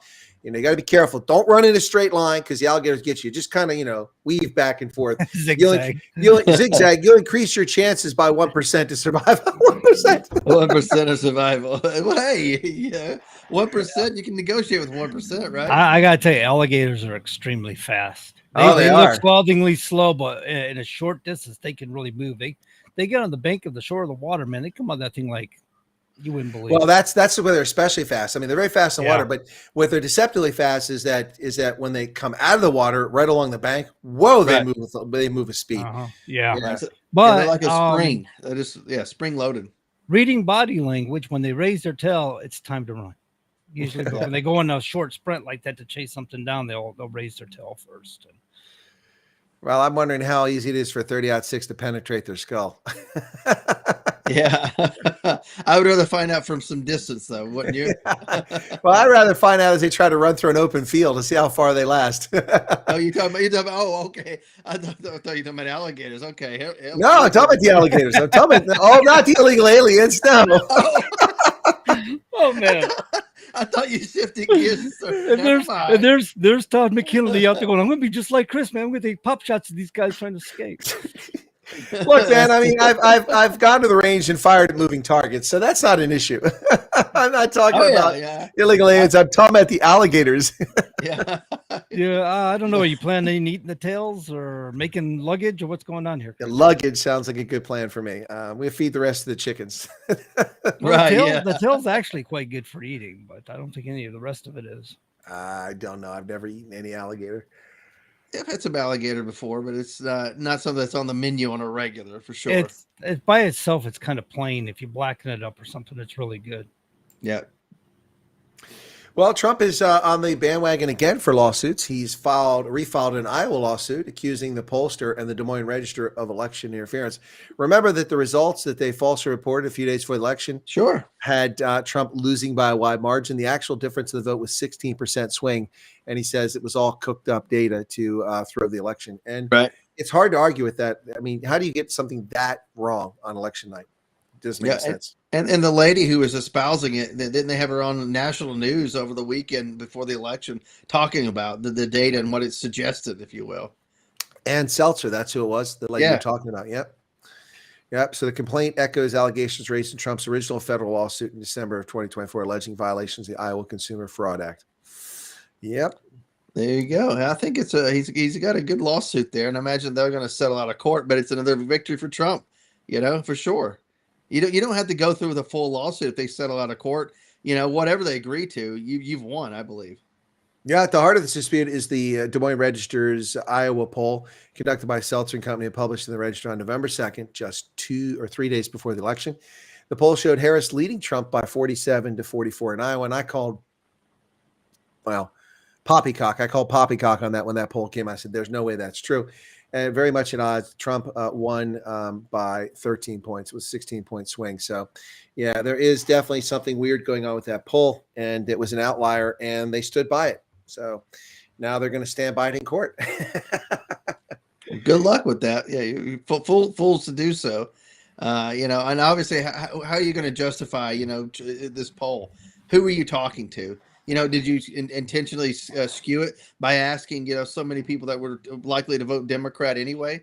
What was your methodology here? So explain that. Well, it was definitely the oddest poll we saw. I mean, we saw a lot of polls that were off, but this was, I mean, even a layperson be like, that doesn't seem right. You had to just made that up. How can every poll in the state predict Trump winning by 5 to 10 points, and you're saying he's losing by 3, and then actually he won by 13, so even they were wrong, but that's way off the mark. Really crazy how far they're off. Did you guys see that Trump got another trade deal today with Vietnam? Vietnam will give us duty-free access to the marketplace, and we're going to charge them 20% tariffs and everything comes in. Wow, that's really worked in our favor. Yeah, big time. And of course they realize that it's still a favorable market for them to do that. So it makes sense for them. Even with the 20% tariffs, I think they can compete. They probably can. Can. That's a huge swing here. That's another victory for Trump. Well, you gotta take into consideration. I mean, what are we shipping to Vietnam? How much are we selling to Vietnam compared to how much they sell here? Well, very little. It'd work in their favor in the long run. Very little because of the barriers, the quotas that prevented our stuff from getting in the country. Those have been eliminated as well. So we'll see what we sell to Vietnam. Yeah, there you go. We'll see how things pan out. Hey, guess who the front runner is in a poll for the Democratic nominee for 2028? Anybody want to guess? Yeah. I don't know. Wait, I did know this one. Was it Harris or yeah? No, it's not Kamala Harris. Go ahead. What are they pushing her? Pete Buttigieg. Oh God! Of course. 16%. She's second with 13%. Yeah, former Vice President, 2024 Democratic presidential nominee Kamala Harris came in second with 13%, followed by Gavin Newsom at 12, Josh Shapiro of Pennsylvania, and Alexandria Ocasio-Cortez with 7 each, Bernie Sanders with 5, and Cory Booker at 3. Cory Booker, gosh, God, that is a rogues gallery of losers. Wow, losers. Yeah. I hear from a reliable source that AOC is most apt to be the head of the DNC, and she's the reason why they have to put directions on shampoo bottles. But you see where America's heading. You're talking about these people heading these large bodies, the Democrat National Committee, running for, controlling the transportation, of the country, Pete Buttigieg. These people are running things in our country that are very important. And these are some of the dumbest people that we have in our society. And these are going to be running the country in the next few years. Come on now. Well, that's a fair point. Oh, no, Todd. No, hold on. Oh. They're not going to be the people. This is to our advantage because they are stupid.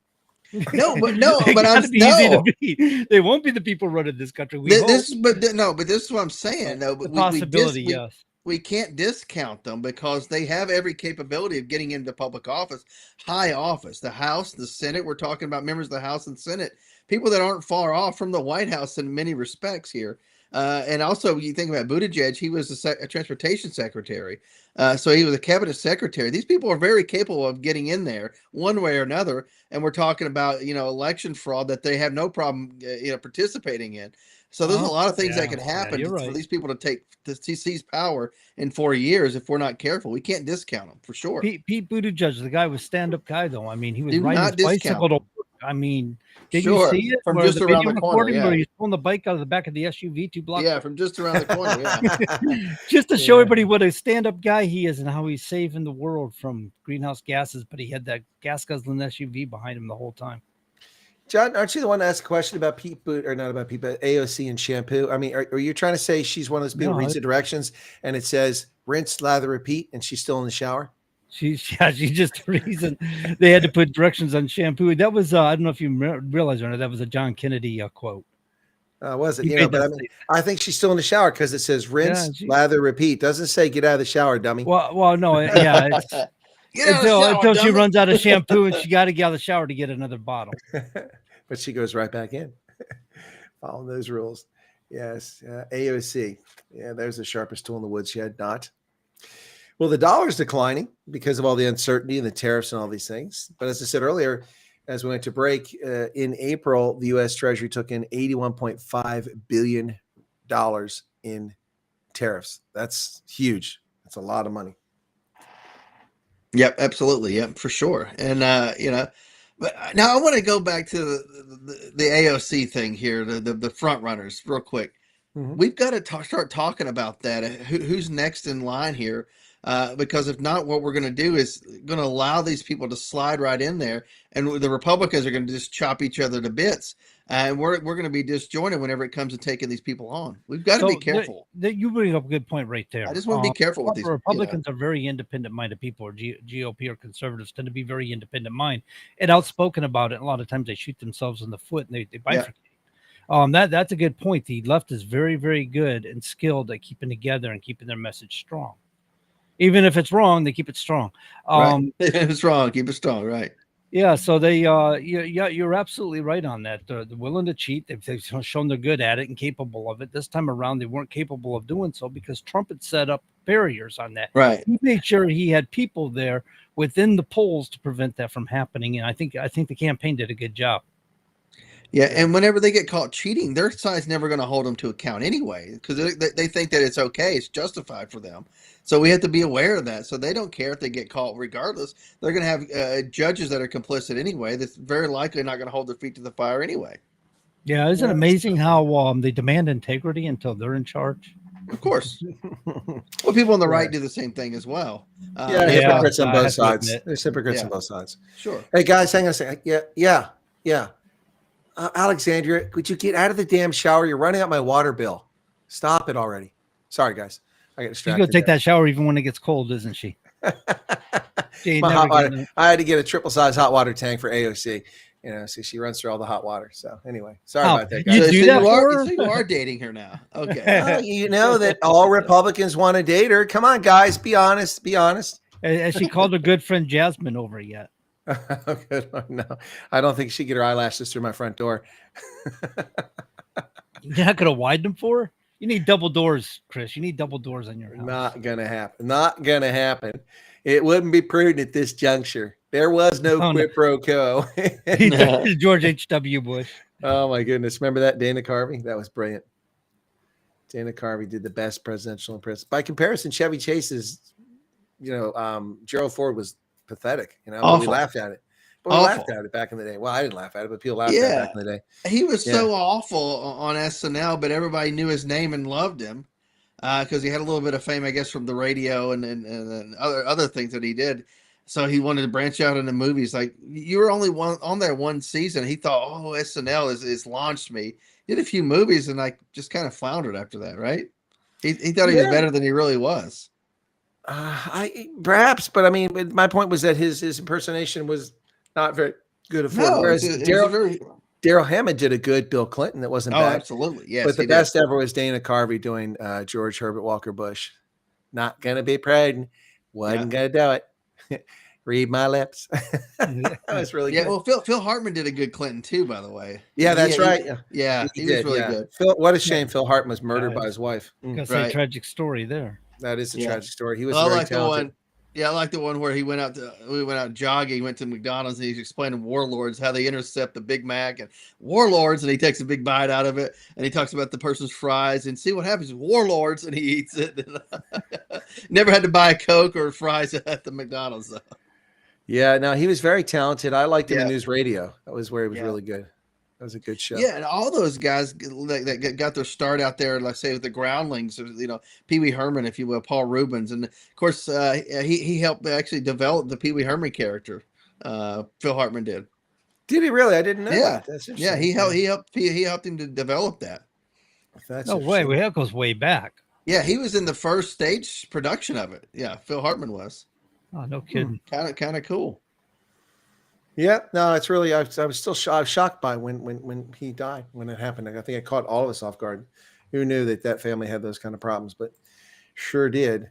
So, all right, we are waiting for the big beautiful bill, which is sitting in the House, and apparently it's running into buzzsaw there. And today is the 2nd. It's almost over. We've got tomorrow, and if they want to get the president's desk, they're going to have to finish it up probably right after midnight tomorrow. What are the odds? Let's put some Vegas odds down here, John. What do you think is going to happen? Give me some odds, percentage-wise. Oh, I think they're going to try to push it through in the left, unless the left can pull something up their sleeve. But what are they going to do? Just not vote or not show up? I mean, that's just working the right's favor. So there's nothing they can do because they've got the tiebreaker in the Senate and they've got the votes in the House. All they can hope is that the Republicans bail on it. It'll get watered down, in my opinion, and it'll get passed, but it'll be watered down. But you'll have Republicans that are going to go back to the constituency and say, "Yay, we did it! Big beautiful bill, we got it." Honestly, all the pork that's going to be on top of that, it's just going to be astronomical. I think they're going to pass it just like it is. Way the Senate sent it in. I think they already know what's in there. They plan on shooting it right on through. I don't think they plan on hesitating. So you're saying they read the bill before they voted for it, John? How it goes? I don't believe they have. All they had to do was read the amendments the Senate put into it, but at that point in time, yeah, they'll add some more pork. No, they had pages. There was something about that where they had they took the time to have Secretary to pay whatever read every page of the 900. It took them 16 hours or something like that to read it all. That doesn't mean that every member of Congress was in attendance to hear it being read, but no, it's just read into the record basically. That way they can say that it was read. Yeah. No, I mean, who read the 1,028 pages? What was that bill? I know I didn't. It's supposed to be 900 and something. Oh, I'm sorry. I embellished. Just 900. Okay. A big beautiful bill to me is 1 page. That's a big beautiful bill. So do you think it is a big beautiful bill? No, I don't. I think it's an abomination. But you think it's going to be a big beautiful disappointment? No, I don't think so, because I think the Congressional Budget Office underestimates how much money is going to flow in the form of taxation after the tax cuts. And people are like, what do you mean? Well, when we get tax cuts, people have more money in their pocket. They have more money in their pocket. They save and invest. And corporations have more money. And they put it into capital and hiring people. And economies tend to soar within 18 months to 2 years after tax cuts. The first year will be a big dip in revenue, usually. But after that, it's going to soar. And I think that that's all fine and dandy. I just think that the CBO is Congressional Budget Office is underestimating how much revenue come in. And we've seen it time and again before. When the Bush tax cuts went through in the second round, they discounted how much money. And we set a record in personal income taxes in 2008, the highest ever, even though the final 3 months of the year were whitewashed because, the market collapsed and we had all these problems financially because of the subprime mortgage crisis. And despite that, it was still a record year for capital gains and tax revenue coming to the federal government. We've since eclipsed it, but that was for that time, the biggest in history. That's after 2 rounds of tax cuts. When Trump cut the taxes, we saw the same thing with 18 months, 2 years. We were paying more in federal taxes because we had a bigger pie, paying a lesser percentage, but we all got fatter and healthier and wealthier. But the left doesn't get that. They think this is a zero-sum game. There's only 8 pieces or 6 pieces or 4 pieces in your pizza. No. Yeah. Now, like Bitcoin, you can keep subdividing, you can keep creating new stuff out of thin air. Look at all the marketplaces that have been created, all the jobs, all the industry based off ideas on the internet. Don't even have to have anything physical except a computer and a data connection and power. That's it. You don't have to build, billion-dollar factories to make money. You can make money sitting at home, knitting little freaking tchotchkes and putting them on your table and putting it on Etsy, and next thing you know, you're a millionaire. So, the rising tide does lift all boats, and the pie isn't fixed. The pie is infinite if you are creative and have entrepreneurialism. And that's how I feel about it, John. Yeah, no, you're right. It's not limited. Americans were known for ingenuity, and that's what we need in this country. And we need ingenuity. And the way you do that is create prosperity. If you don't create prosperity, people don't have the money to work with to build and create, establish themselves. Well, I agree with you 100%. But I think the one thing we need to add is that as Americans, we need a shrubbery. We just need a shrubbery. A what? Bring me a shrubbery. We are the Knights of Knee, and we demand a shrubbery. A what? Shrubbery. He couldn't come up with something to demand, so he demands a shrubbery. How about a basket full of gold coins? A shrubbery. Okay, that's just silly. Just silly. Anyway. Was this the meaning of, not the meaning of life? It was the one. Monty Python. Yeah, the one before Meaning of Life. I can't think of the name of it now. Holy Grail. That's the Holy Grail. Yeah. Holy Grail. Yeah. Yeah, it's with the one with the. It's a vicious, mean creature. Yeah. Oh, it's just a bunny rabbit. Oh, it's a mean rabbit. Run away. Brave Sir Robin bravely ran away. When danger reared its ugly head, brave Sir Robin turned and fled. Brave Sir Robin bravely ran away. Yeah. I love he has the coconuts. How did you get the coconuts here? It was a swallow. There's no coconuts at this latitude. A swallow brought them. The swallow can carry a coconut. This is a breeze. It could, perhaps. And he's using the two halves of coconut to act like he's riding a horse. That was the Right, exactly. Yeah, that's his little troll. His little aide in the back there. Yeah. His little hunchback guy. I thought Meaning of Life was better myself. I love Meaning of Life. That movie was funny. I think you got to be more adult, more learned, know a little bit about the Bible to get the meaning of life, or the life of Ryan. That's the Life other of one. Ryan, yeah. Oh my God. Yeah. Jabberwocky. Oh. He says he got reading out a stoning. He says Jehovah, and then somebody throws a stone at him. He says, "Stop stoning me." No, I think the best one, hands down, is the Holy Grail. That's just awesome. It was fun. Arthur, yes, Lord, King of the Britons. Who made you king? I didn't vote. We should have a system of democracy. Right? Yeah. I am Arthur, King of the Britons. Who made you king? We are the Britons. We are Britons. Well, you're the Britons. What? We're Britons. Yeah, they standing around in human mud and human filth. They were the Britons. Yeah. Oh my goodness. The humor is just so good. Those guys were so spot. What's it? 50 years ago now. It's early 1970s. Yeah, that's crazy. Wow. John Cleese, Michael Palin, Eric Idle. Man, brilliant guys. They're funny. They used to have a comedy show, didn't they? On BBC. Yeah, they had. Yes, they did. Like a Monty half Python's, hour or something. Monty Python's Flying Circus, but I didn't think Monty Python's Flying Circus was all that funny. There were funny gigs in it. Like I like the one where I'm a lumberjack and I'm okay. I work all night and I sleep all day. You guys know that one? I don't recall that one. I recall the parrot. This parrot ceases to exist. No, he's still sleeping. Parrot. He's dead. No, he's not. He's sleeping. Yeah, or whenever they had Mr. Hitler moved into the neighborhood, it's Mr. Hitler. Yeah. His usual 4:00 speech. He goes out on the balcony, gives a speech. Mr. Hitler. No, that was the show was good, but the movies were better. I thought they did much better. Yeah. And also when they branched out, they had some really good stuff too. I mean, I think A Fish Called Wanda was a brilliant movie. We had John Cleese and Eric Idle in that. Eric Idle in later life did all these travel things. Really talented. Those guys are so. It's like the guys that were with Second City in Canada back in the day. Very talented young comedians who just got it and really did some cool stuff. A lot of big names came out of Second City. Martin Mull. You had Martin Short. You had so many of these names. John Candy wasn't Second City, but a lot of these guys in Second City. No, John Kennedy was Canadian. Yeah. Yeah, because he was SCTV. Remember, John Kennedy was Second State Television. Yeah, Second State Television. Yeah. So no, it's a lot of these guys. They're really it's amazing stuff. It's amazing how much talent. Rick Moranis. That's Moranis, what I was trying to think of. Moranis. Yeah. Oh, Honey, I Shrunk the Kids. Yeah, Rick Moranis. Yeah, he's coming back too. Yeah, they're gonna do. Was it Dark Helmet? He's gonna Spaceballs Part 2. Another Spaceballs. Wow. Is it Mel Brooks? Because he's in his 90s Brooks. Now. He's doing it. Yeah, he's doing it. 98 years old. He's doing it. Well, I mean, I'm still waiting for History of the World Part 2.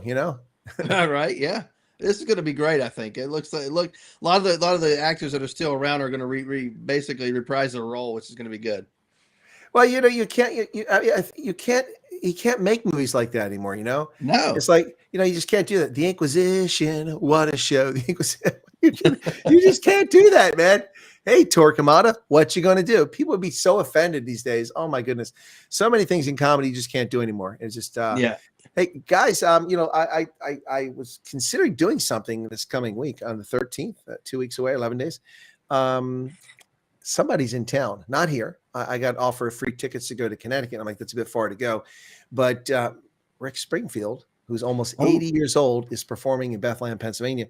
And so I went on to Ticketmaster, and I looked at the tickets and it said $76 for tickets. And it was like 2 rows up. Like, that's a deal. I clicked on it. It's 76 plus. It starts at 76. Those tickets were $320. Oh, so that was the end of that adventure. Rick Springfield. Yeah, I'm not paying $320 to see. I'm not paying $320 to see anybody, man. No. But Rick Springfield, I mean, it's probably last chance to get to see the guy 78 years old, but it's a shame because I mean, he's still trying to get Jesse's girl. yeah, I think that's gone. That's gone. Yes, I think he's missed out on that. But no. But do you know that Rick Springfield was like the USO equivalent tour? What the Aussies do? He went to Vietnam like in 1970, like 19 years old or something like that. Rick Springfield. Wow. Yeah, he was. He, you know, just like our, you know, like Bob Hope's tours, the Australians for their troops in Asia when they were deployed in Vietnam and also in Korea. Before that, they'd have musicians come. And Rick Springfield went on tour to Vietnam. Wow. Cool. Yeah. That's pretty wild. Good deal. Yeah. No, I would have been cool to see it, but $320 plus the gasoline, the driving, the hotel for overnight. Oof, man. No, not gonna happen. No, I'm good. Yeah. Outside the scope of my budget. That's too rich for my blood. So some of this has gotten nuts now, you know. Trying to go to a concert anymore is just it's off the charts. Yeah, I mean, look at 78. How much money do they need to make off this guy? How much money does he need to make? But Rick Springfield, very talented guy. Good-looking guy for his age still, too. So I say that in a truly platonic manner. A lot of the arenas and stuff are raking in the money. You know, $320 tickets. He gets probably maybe $50 of it. And well, I mean, to be fair, I suspect part of the inflation with ticket prices has something to do with the fact that the CD industry is dead. Musicians used to make money off CDs. They don't make money off CDs anymore. Right. So they got to make it somewhere. They're barely making anything off Apple or, you know, or Spotify or Shazam and all that. So they got to make money somewhere. I think they're making most of their money in these concerts these days. Right. Yeah. The live shows is where it's at. Because everybody download them off Facebook or YouTube. Well, yeah. Plus they're doing all these different fan experiences and stuff. You know, whether it's a sporting event or race, you know, whether it's a concert. It's versus just having a straightforward concert where you're in and you're out. There's all these other things that are happening at the same time. A lot of up and coming artists are on side stages and things like that. So they usually make these things into festivals as well, mini festivals. It's always a smart thing to do. Yeah. If you can pull that off, you can get a lot more bang for your buck there. Yeah. Just depends how they're organizing it. But we're down to the wire here, guys, with the big, beautiful bill. And as we said, I don't think we're going to get there for Trump. I don't think we're going to quite make it. Wow. If I was a betting man, I'd probably put some money on it. Well, I don't bet. I don't either. That's why I said if I was, because I don't throw my money away. I think going to the casinos and stuff is stupid. I'm sorry for those who like to go to the casinos, but you put that money on the table, you're giving it away. Well, I mean, I don't mind people going to casinos because I go to Vegas and I like to watch people gamble. It's entertaining. So if they want to throw their money away, they have some great venues when you go to places like Vegas. You don't have to go there just for gambling. I mean, they got great shows, great food, a lot of good stuff you can do there. Well, a lot of casinos have that now. You know, just across the way from where I'm at here, Cherokee, North Carolina. Beautiful concert venue. A lot of people just show up for the shows. I mean, I was just over there for the Beach Boys a couple of weeks ago. You know, people just show up for shows and don't even gamble. So there's other draws as well. The Beach Boys, did Brian Wilson just die? He died. He died a couple days a few weeks ago. Yeah. Was he there? After that. No, he wasn't part of that, but he died just after that. Okay. Okay, so now we got to talk about this bizarre case in Idaho, guys. I mean, I've delayed as long as I could towards the end of the show in case people aren't listening anymore. But what is the deal with this Brian Koberger dude who murdered these 4 people in Idaho? I never understood that story, what was going on. You know, they caught him eventually. He pled guilty so he could avoid the death penalty. But did you guys follow that story at all where he killed those 4 college students? And how did he pull that off, killing all of them in the house when they're all there? Right. Wait a minute. Is this an old case or is this something just happened? It's an old case. He was just convicted. Yeah. Oh, I mean, college kids. Seems like I knew something about this, but wow, that was a long time ago. Yeah, it's like, was he like? I mean, you had to keep him quiet somehow. I mean, like, exactly. And these are all young people who are fit. I mean, it's just crazy. I mean, no, this was in 2022, so 2.5 years ago. He murdered Kaylee Goncalves, 21, Madison Mogan, 21, Ethan Chapin, 20, and Zana Kamodal, 20. Killed 4 of them. It's insane. Why? I mean, no motive behind it. He didn't say. Yeah, I don't know that he ever admitted to a motive. I mean, the whole thing is crazy. He says the first 2 victims were sleeping when he stole into the campus house in Moscow, Idaho at 4:00 in the morning. Best friends Maddie Mogan and Kaylee Goncalves were in bed together as he butchered them with a K-bar knife. He killed them both in the bed. I mean, how did they not scream? How did they not fight him off? I've never understood this. Well, I imagine. What if he got? Imagine What you if he take the ca- guy out first, but I mean, not No, that it's I two- contemplate this, but it's an easy. two easy. chicas sleeping together Oh, in the it's two bed. girls. Yeah, But if you hit them so quickly in the jugular, they wouldn't, or in the lungs, where they wouldn't be able to extreme out. Maybe if you stab them quickly. Well, the prosecuting attorney Bill Thompson choked up as he summarized the details of the weeks-long trial that would have revealed the cold blood and ruthless bloodlust murders. So the families are bent out of shape because they're getting no satisfaction out of this. This guilty plea, which has divided victims' families, including the Mogans and the Goncalves, means Thompson's rundown on the evidence may have been the best picture the world ever gets of what happened. So we still don't know because the trial didn't happen. This guy took a guilty plea and they let him have it. I would have wanted him to allocute. He should have allocated what he did. Yeah. Oh man, it's crazy. I don't get this. Yeah, and there's no way you can get into the guy's head to figure out why you did something. Obviously it's not rational. It's just sick. So I'm thinking to Chris's question: did these kids know him? So if they saw him, that they recognized him and didn't freak out so bad, I don't know. It looked like he stalked the place because he moved from Pennsylvania. He lived with his parents in Pennsylvania. In March 2022, he bought a K-bar knife on Amazon, and that's when he used to murder these people 8 months later. Then he moved to Pullman, Washington, just minutes from Moscow, Idaho, murder site, and he began to pursue a PhD in criminology at Washington State University. So by early July, 6 months before the murders, his phone began pinging off a cell tower that served the house, but only at odd hours of night. So clearly he was stalking the house. Right. During July and the night of the November murders, his phone pinged off that tower 23 times between 10 p.m. and 4 a.m. Adding there was no evidence he ever had any direct contact with his victims during that time. But on the day of the killing, his phone was powered off at 2 a.m. before being turned back on when he got to Moscow at 5 a.m. Wow. During the blackout window, he drove his white Hyundai from his Pullman apartment and parked it behind the victim's Moscow house. Wearing a dark mask, he slipped into the home using kitchen's sliding door at 4 a.m. He then climbed to the home's third floor where he used a 7-inch K-bar blade to butcher Mogan and Gonzalez, both 21-year-old college seniors, as they slept alongside each other. There, he left this knife's sheath. He had his DNA on it, which will later be used to ensure his downfall. Wow.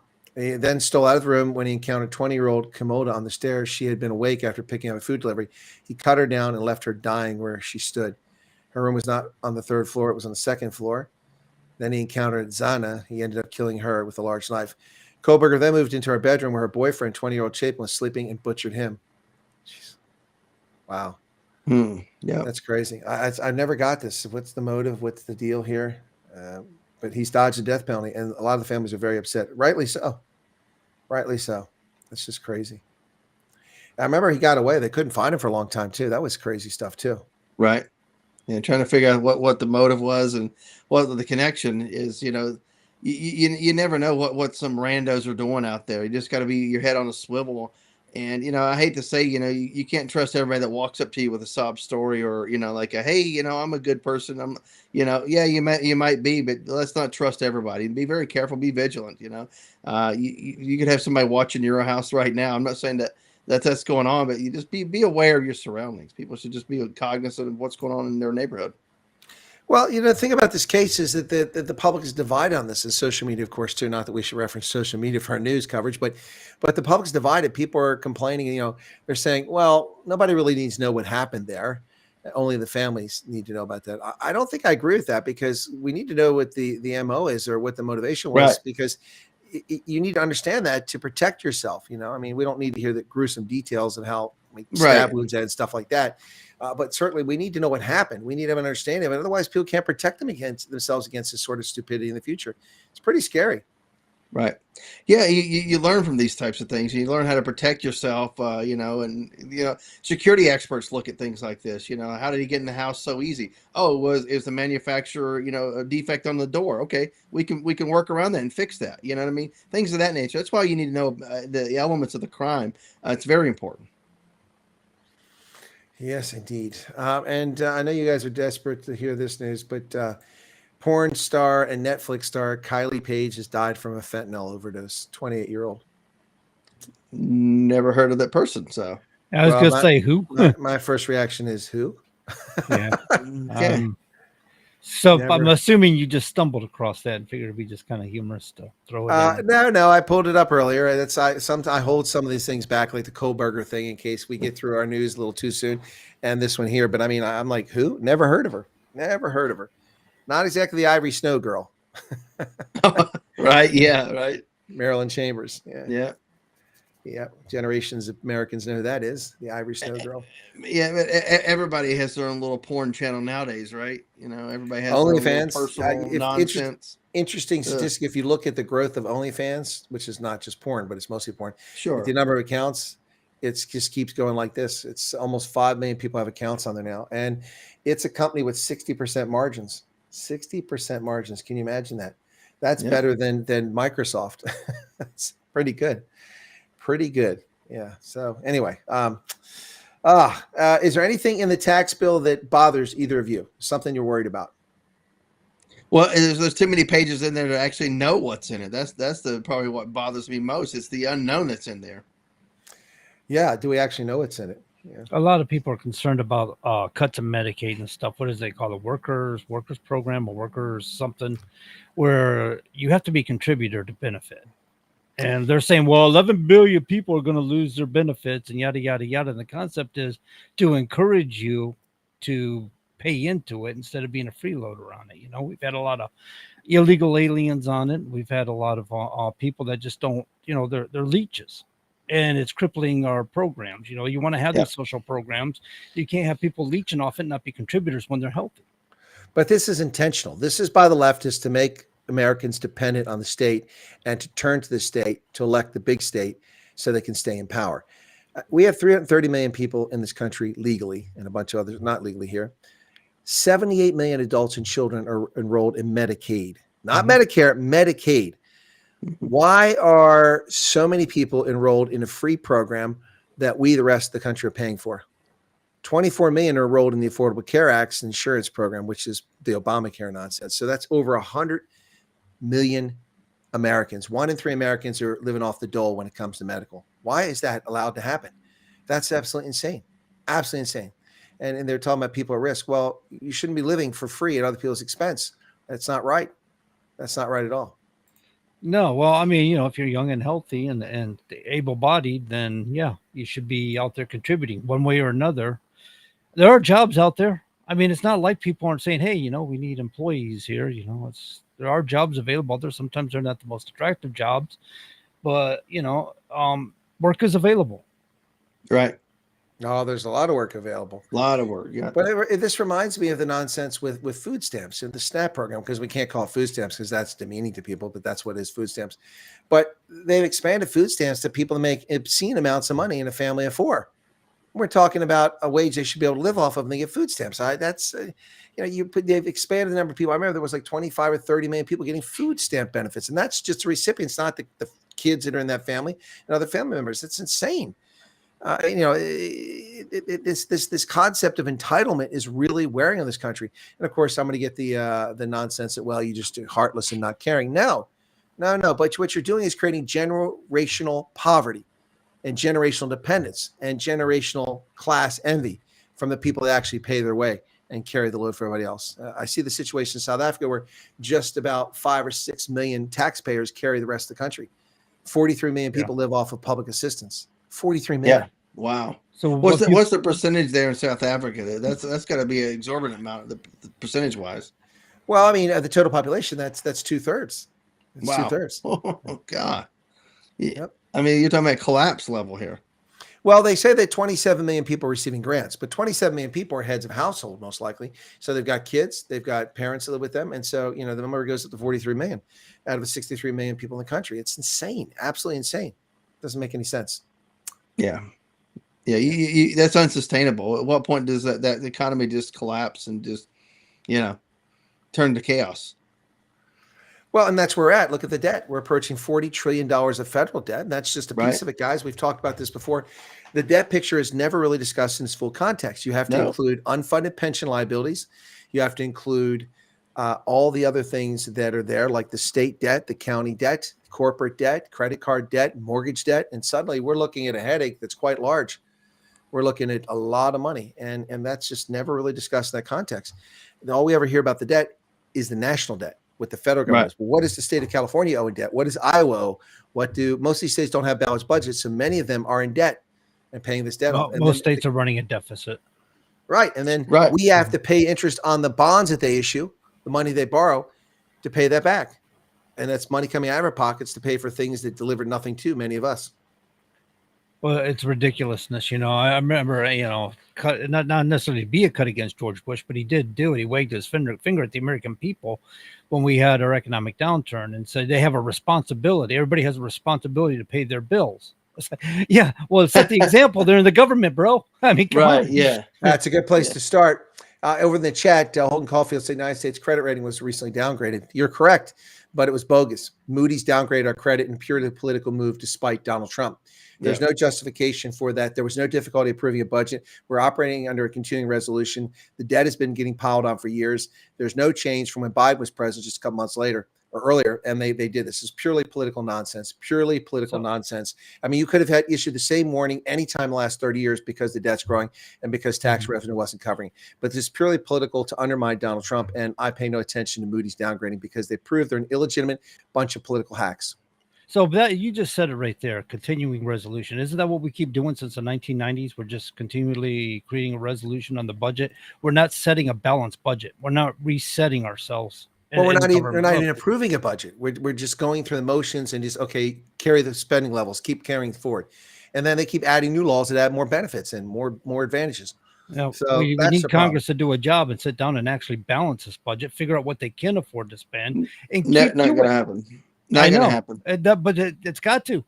What are we going to do as a nation when it's $70 trillion, $80 trillion? I mean, where are we going to come up with this money? We can't just keep creating it. Are we going to dig it out of the ground? I mean, we're going to just extract all the gold from the earth and from the people. And I mean, we can't just steal everybody's money and say, well, we got to pay our debts.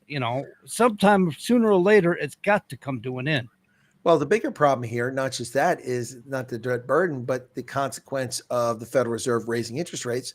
So much of this debt over the past 20 years was borrowed at near zero interest rates or 1% or less. So the government is paying back less than 1%, which means that the money they're paying back, future revenue, is worth less than the current amount they borrowed. That's how that works. So with inflation, that dollar gets worth less and you're paying it back at a lower value. So you're coming out ahead. But the problem is that the interest rates are too high right now. And so now we're paying more on the national debt than any discretionary program, even more than defense. We spend $900 billion a year on defense. We're spending over $1 trillion a year paying off the debt. That's insane. Mm-hmm. Wow. Yeah, unsustainable.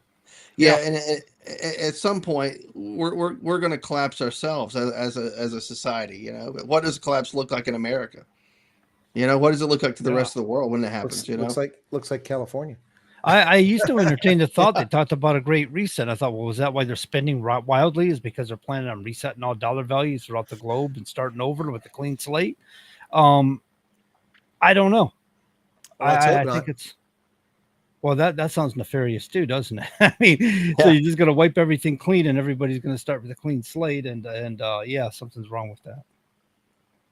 Yeah, let's hope not. That's definitely not what we want. We don't want to see the dollar devalue or something like that. That would have devastating global consequences. That's what's happening though. And I mean, okay, so let's talk about crypto. Obviously, there's a move towards crypto. So is that going to be our salvation in this? Is that because things like Bitcoin are worth so much that if we although they have what we call stable coin compared to your normal cryptocurrency, so stable coin doesn't gain any value. So I guess that's really not the answer, is it? Well, crypto is only worth what people are willing to pay for it, and that value goes up and down. So it's speculative, and that's the problem I have with it. Mm-hmm. Also, I don't buy the fact that it can't be broken and blockchain technology can't be broken. I worked at the National Security Agency. You put enough computing power against it, you can defeat anything. Just saying. Yeah. Well, anybody can create it. That's the thing about it. I mean, well, that's right. Someone could create a new version of it, right? That we do. We've got Ethereum. We've got Dogecoin. We've got Bitcoin. We've got so many different Bitcoin Lite. Yeah, I mean, it gets confusing and people don't know how to use it. So a lot of them. Then you also have the possibility that people, forget the code to their secure drive, or the drive dies and they haven't got it backed up somewhere, and the money's gone forever. I thought that was stored on somebody else's server. Is that what you mean? Yeah, it was a plot device on the movie or TV show Billions that was recently out in the last few years. That's a good. I think HBO had that out. You get a chance to watch Billions. It was great. Yeah, no, I didn't see that. It didn't sound very great appealing to plot me. device. Okay, well, interesting one. But yeah, no, it's the Bitcoin is speculative. You might as well invest in pork bellies, as far as I'm concerned. Right. So there's no salvation in crypto regarding our debt or ability to pay back our debt or overcome it. No, not my view. Not my view. Yeah, like I said, they do. I do realize saying that, because you're looking at Bitcoin is a type of cryptocurrency that's on the market, and then you've got stablecoin, and stablecoin just levels out with the dollar value. There's no benefit of it. Well, the dollars you just have a crypto. You're just changing your paper money into crypto. Yeah, well, it's supposed to be a finite amount, and that's the problem with the dollar. That's why the dollar is worth less, in part because we've been printing money, and so they're increasing the money supply. So economists talk about the M1, M2, and M3 money supply. That's different types of financial instruments, whether it's cash or it's stocks and bonds or treasury notes. So the actual cash in the economy has been so inflated because under quantitative easing they printed more money and increased the money supply. So the bigger the pile of money that's available, the less dear or precious it is. But people are willing to pay less for it. And that's one reason why the dollar is in trouble. That plus all the speculation, plus Jerome Powell. I mean, I saw the chart that Trump put the other day of all these countries and interest rates, and we're like way down here, one of the worst interest rates on the planet. We're down with countries that are basket cases that are falling apart. That's not even remotely an accurate reflection of what's going on in the American market. Jerome Powell needs to leave. He needs to resign. He is an impediment to the health of this country's economy with his slow foot dragging over lowering interest rates. They should have been lowered a long time ago. It's doing incalculable damage to our economy by discouraging trade and discouraging investment and growth because people have to pay unwarranted taxes. It's insane. Tax in the form of they pay more to borrow the money. That's what I'm talking about. It's not a real tax, but you get my point. I mean, the difference between paying a mortgage at 3% and paying a mortgage at 4% is about $1,000 a month or something like that, depending on the length of the loan. That's insane. That little bit change doesn't sound like much, but it has a huge impact on borrowers, and it puts a brake on the housing industry. And the housing industry employs all kinds of people: plumbers, masons, carpenters, engineers, backhoe drivers, lots of people. And then the place gets built, and then it generates revenue for property taxes. Anyway, so it's just Jerome Powell needs to go. And that's not because Trump said it. That's what I say. I've had enough of the guy. He needs to go. We've had so many disastrous Federal Reserve chairmen in a row. Yeah, I mean, we're the likes of people like Paul Volcker and Lee Greenspan. Oh, yeah, the tall man. Yeah. And Greenspan. They ignored him. Yeah. They ignored the Paul Volcker. Alan Greenspan and Paul Volcker were brilliant, heads of the Federal Reserve. The people we get now are just political operatives. Yeah, I remember an article that I read several years ago. Is ignoring the tall man, talking about Paul Volcker and how our economy has suffered by the presidents ignoring his advice, essentially. Well, we're in the same boat now. He doesn't answer the president, right? The Federal Reserve. No, he had a great advice that was just completely ignored. Oh, I got you. Just right. No, but your point is correct. The Federal Reserve is ostensibly independent, but its director is appointed by the president, so it's not entirely independent, if you get my point. Right. Yeah. And that's a challenge. But we're coming up on the end of the show, guys. I mean, I don't want to miss anything important. Did I not cover a topic here you want to get to, Todd, before we run out of time? No, I think we're all right there. Did we discuss anything Iran, Israel related? Where are we at with that? No. How do we come out of that on the other side of that? Well, Iran is going back to the Stone Age. Soon. Yeah, if they're not already there. No, it's. I think we covered it all. I mean, Trump did what needed to be done, and we go forward from here while the media runs around and tries to, sharpshoot Trump's performance in Iran. I think Trump did the right thing. He saved the world. Like I said, on November 5th, we saved America, and maybe we saved the world. It looks like we saved the world, guys. Absolutely. Andre's tuning in from California. Good stuff for Andre. Thank you, Andre. Navy veteran, by the way. Okay. We won't hold that against him. I'm sorry, Andre. Were you abused as a child? You don't have to answer that question. No, it's all right. We love our Navy veterans. They're fantastic at taking the Marines around to come in after we do the hard work. Boy, that's going to stir some anger from the Marines. Yeah, I was going to say the Marines are proud about being first in. Well, they are first in some places. They're an expeditionary force, but oftentimes the Army is first, and we're there last too. So they forget that. We stay when everyone else has gone home. We're still there. Doing the paperwork. Yep. You know, And what do we owe you? What do we owe you? We blew up what of yours? Yes. Okay. Here you go. I had a friend in the Marines who used to ask, you know, what do you get when you sent out 300 sailors? And the answer to that was 150 couples. Now that used to be funny back in the day. Today, you know, with the standards today, nobody laughs. I think with that, we're going to end our broadcast for tonight before the FCC takes us off the air. All right, folks, that's Common Sense Conservatives once again, 2 July 2025. We'll see you next week on the 9th of July when the tariff letters go out around the world from Donald Trump. Cheers.